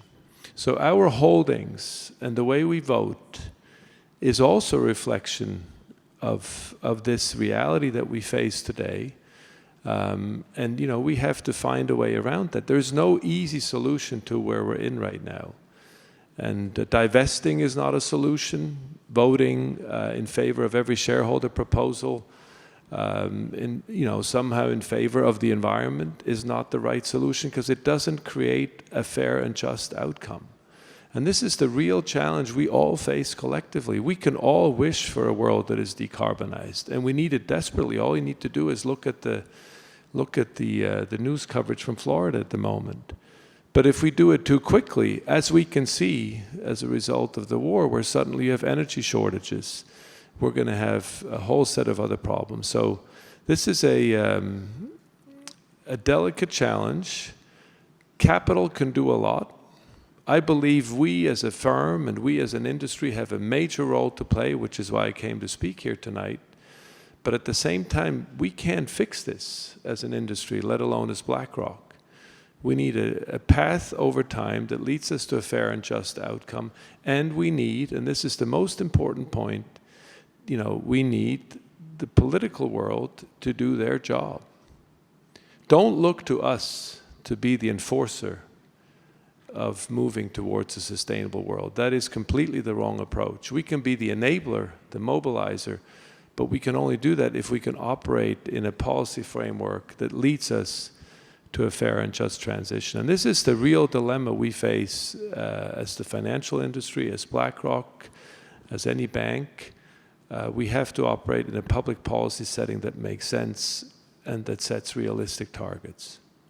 So you already answered a few questions that are here, but maybe just to give you a sense of what kind of questions, for instance, Alessia Torricelli, who is also head of an asset manager, as the world's largest asset manager, you have the power to change. You just said maybe the power is not that big to impose that change, so why don't you do it? So is it the regulators that are missing, or? Because we're a fiduciary, right? We look at everything through a risk angle. So when I think of sustainability or climate change, I think of risk. As the vice chairman of BlackRock, as a citizen, I think of many other things. But as the vice chairman of BlackRock and as the person who's responsible for all of this at BlackRock, my view is a very simple one, and it's a risk-based approach. Why do I care about this on behalf of our clients? Because I believe these risks, and we don't just believe it, we show it through analytics, research, and data, that these risks are going to impact the portfolios of our clients.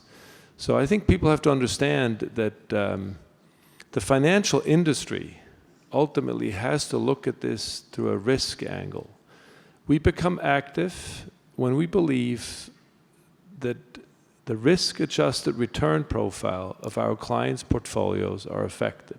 That's when we start to act, that's when we start to make changes, that's when we offer our clients choice by having many new products in this space. You know, we now have over 170 sustainable ETFs alongside many traditional ETFs in order to enable our clients to have the choice to implement more sustainable portfolios if that's what they choose to do. But actually earlier, Patrick Audier said that the fiduciary duty needs also to change. It needs to include social and environmental considerations.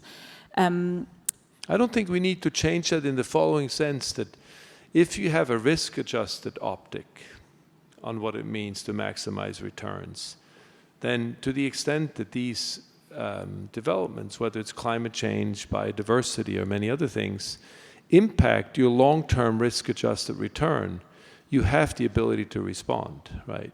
What is more difficult to do is to incorporate factors where you don't really know whether they materially impact the risk-adjusted return, in other words, the return in the long term.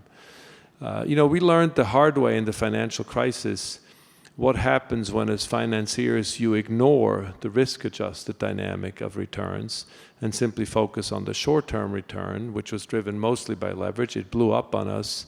So we learned that lesson, which is why I think when I talk about risk-adjusted returns today, the audiences tend to be much more tuned in on that than before the financial crisis.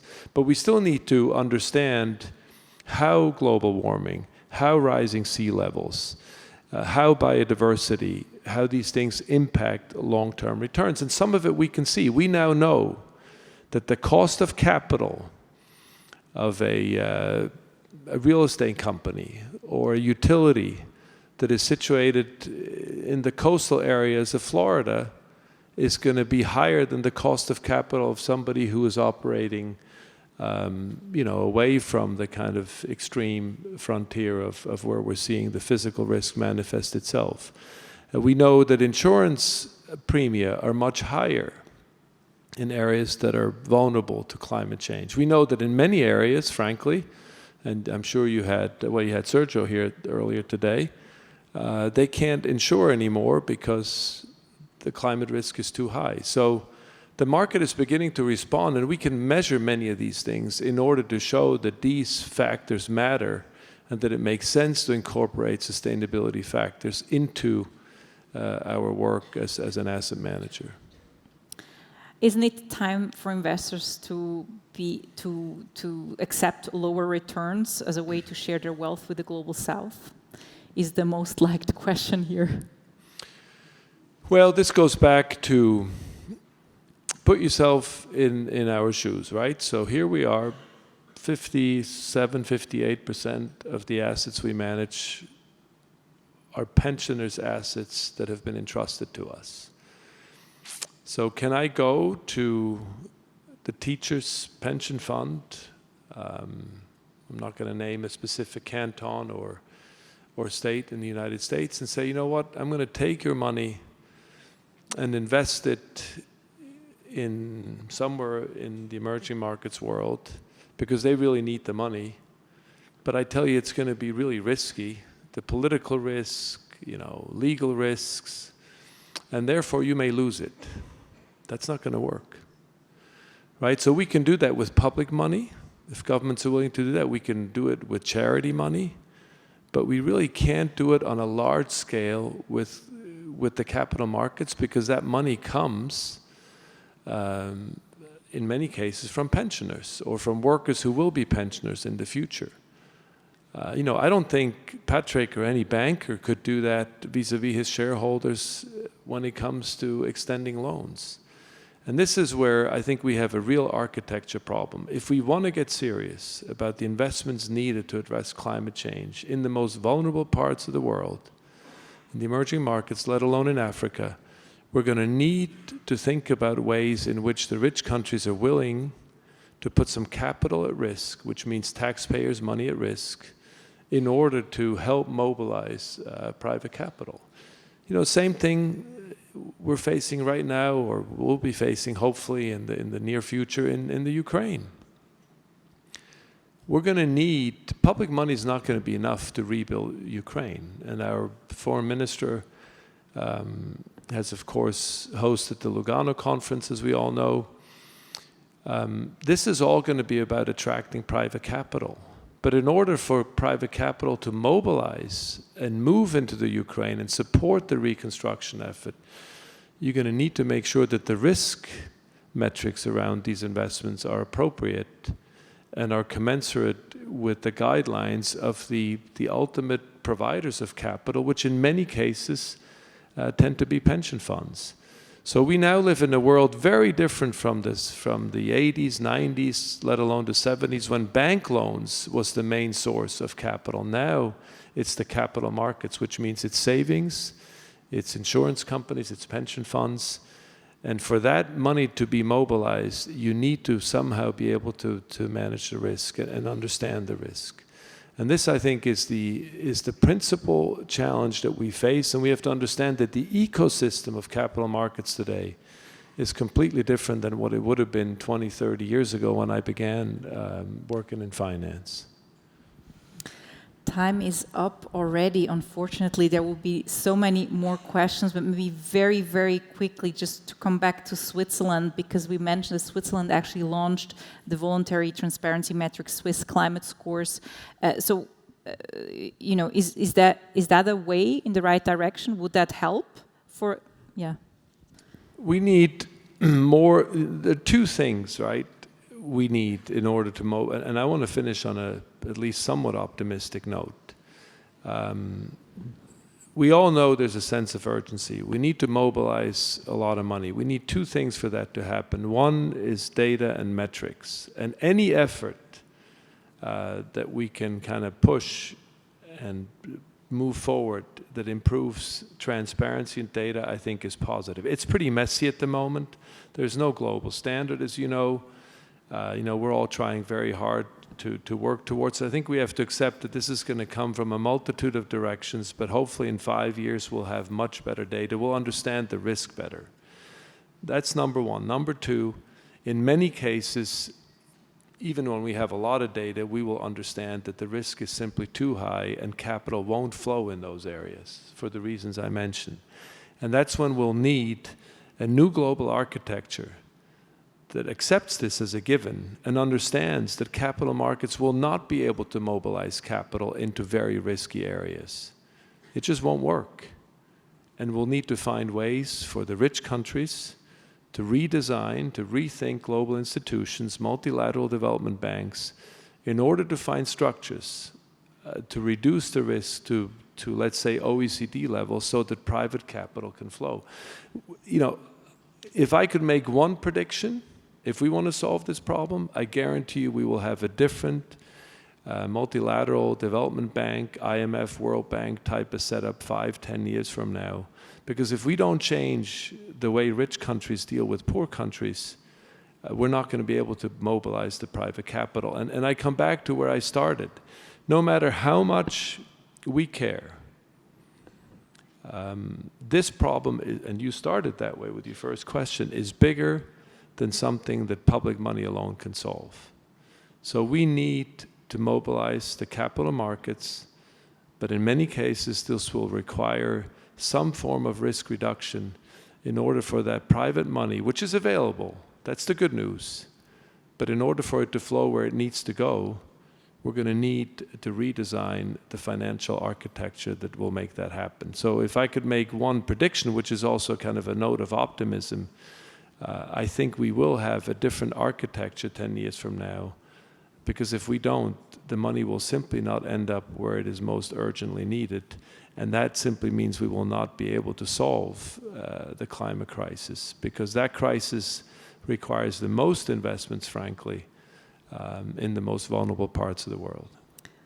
Yeah, thank you very much. I guess we need more than just one stakeholder. That's probably the message. We need an effort all together to actually work on this problem. So one thing, you know, we can all do, every one of us,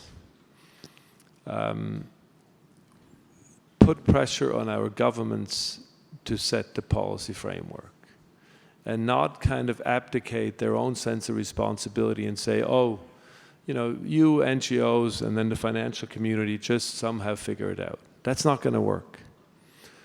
So I think that's something that, you know, at every level, every one of us, whether it's as a casting your votes, whatever you do in your respective jurisdictions and countries, we need to keep the pressure up, and we are off track.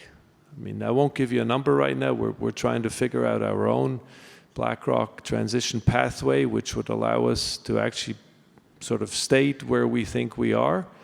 I'm not going to get into that right now because it's a little premature, but I can tell you one thing, we are off track.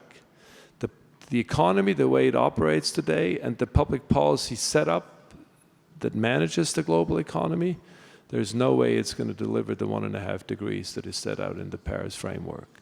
So that, and if we don't fix that, we're going to see an increasing lag in the kind of mobilization of private capital that we require.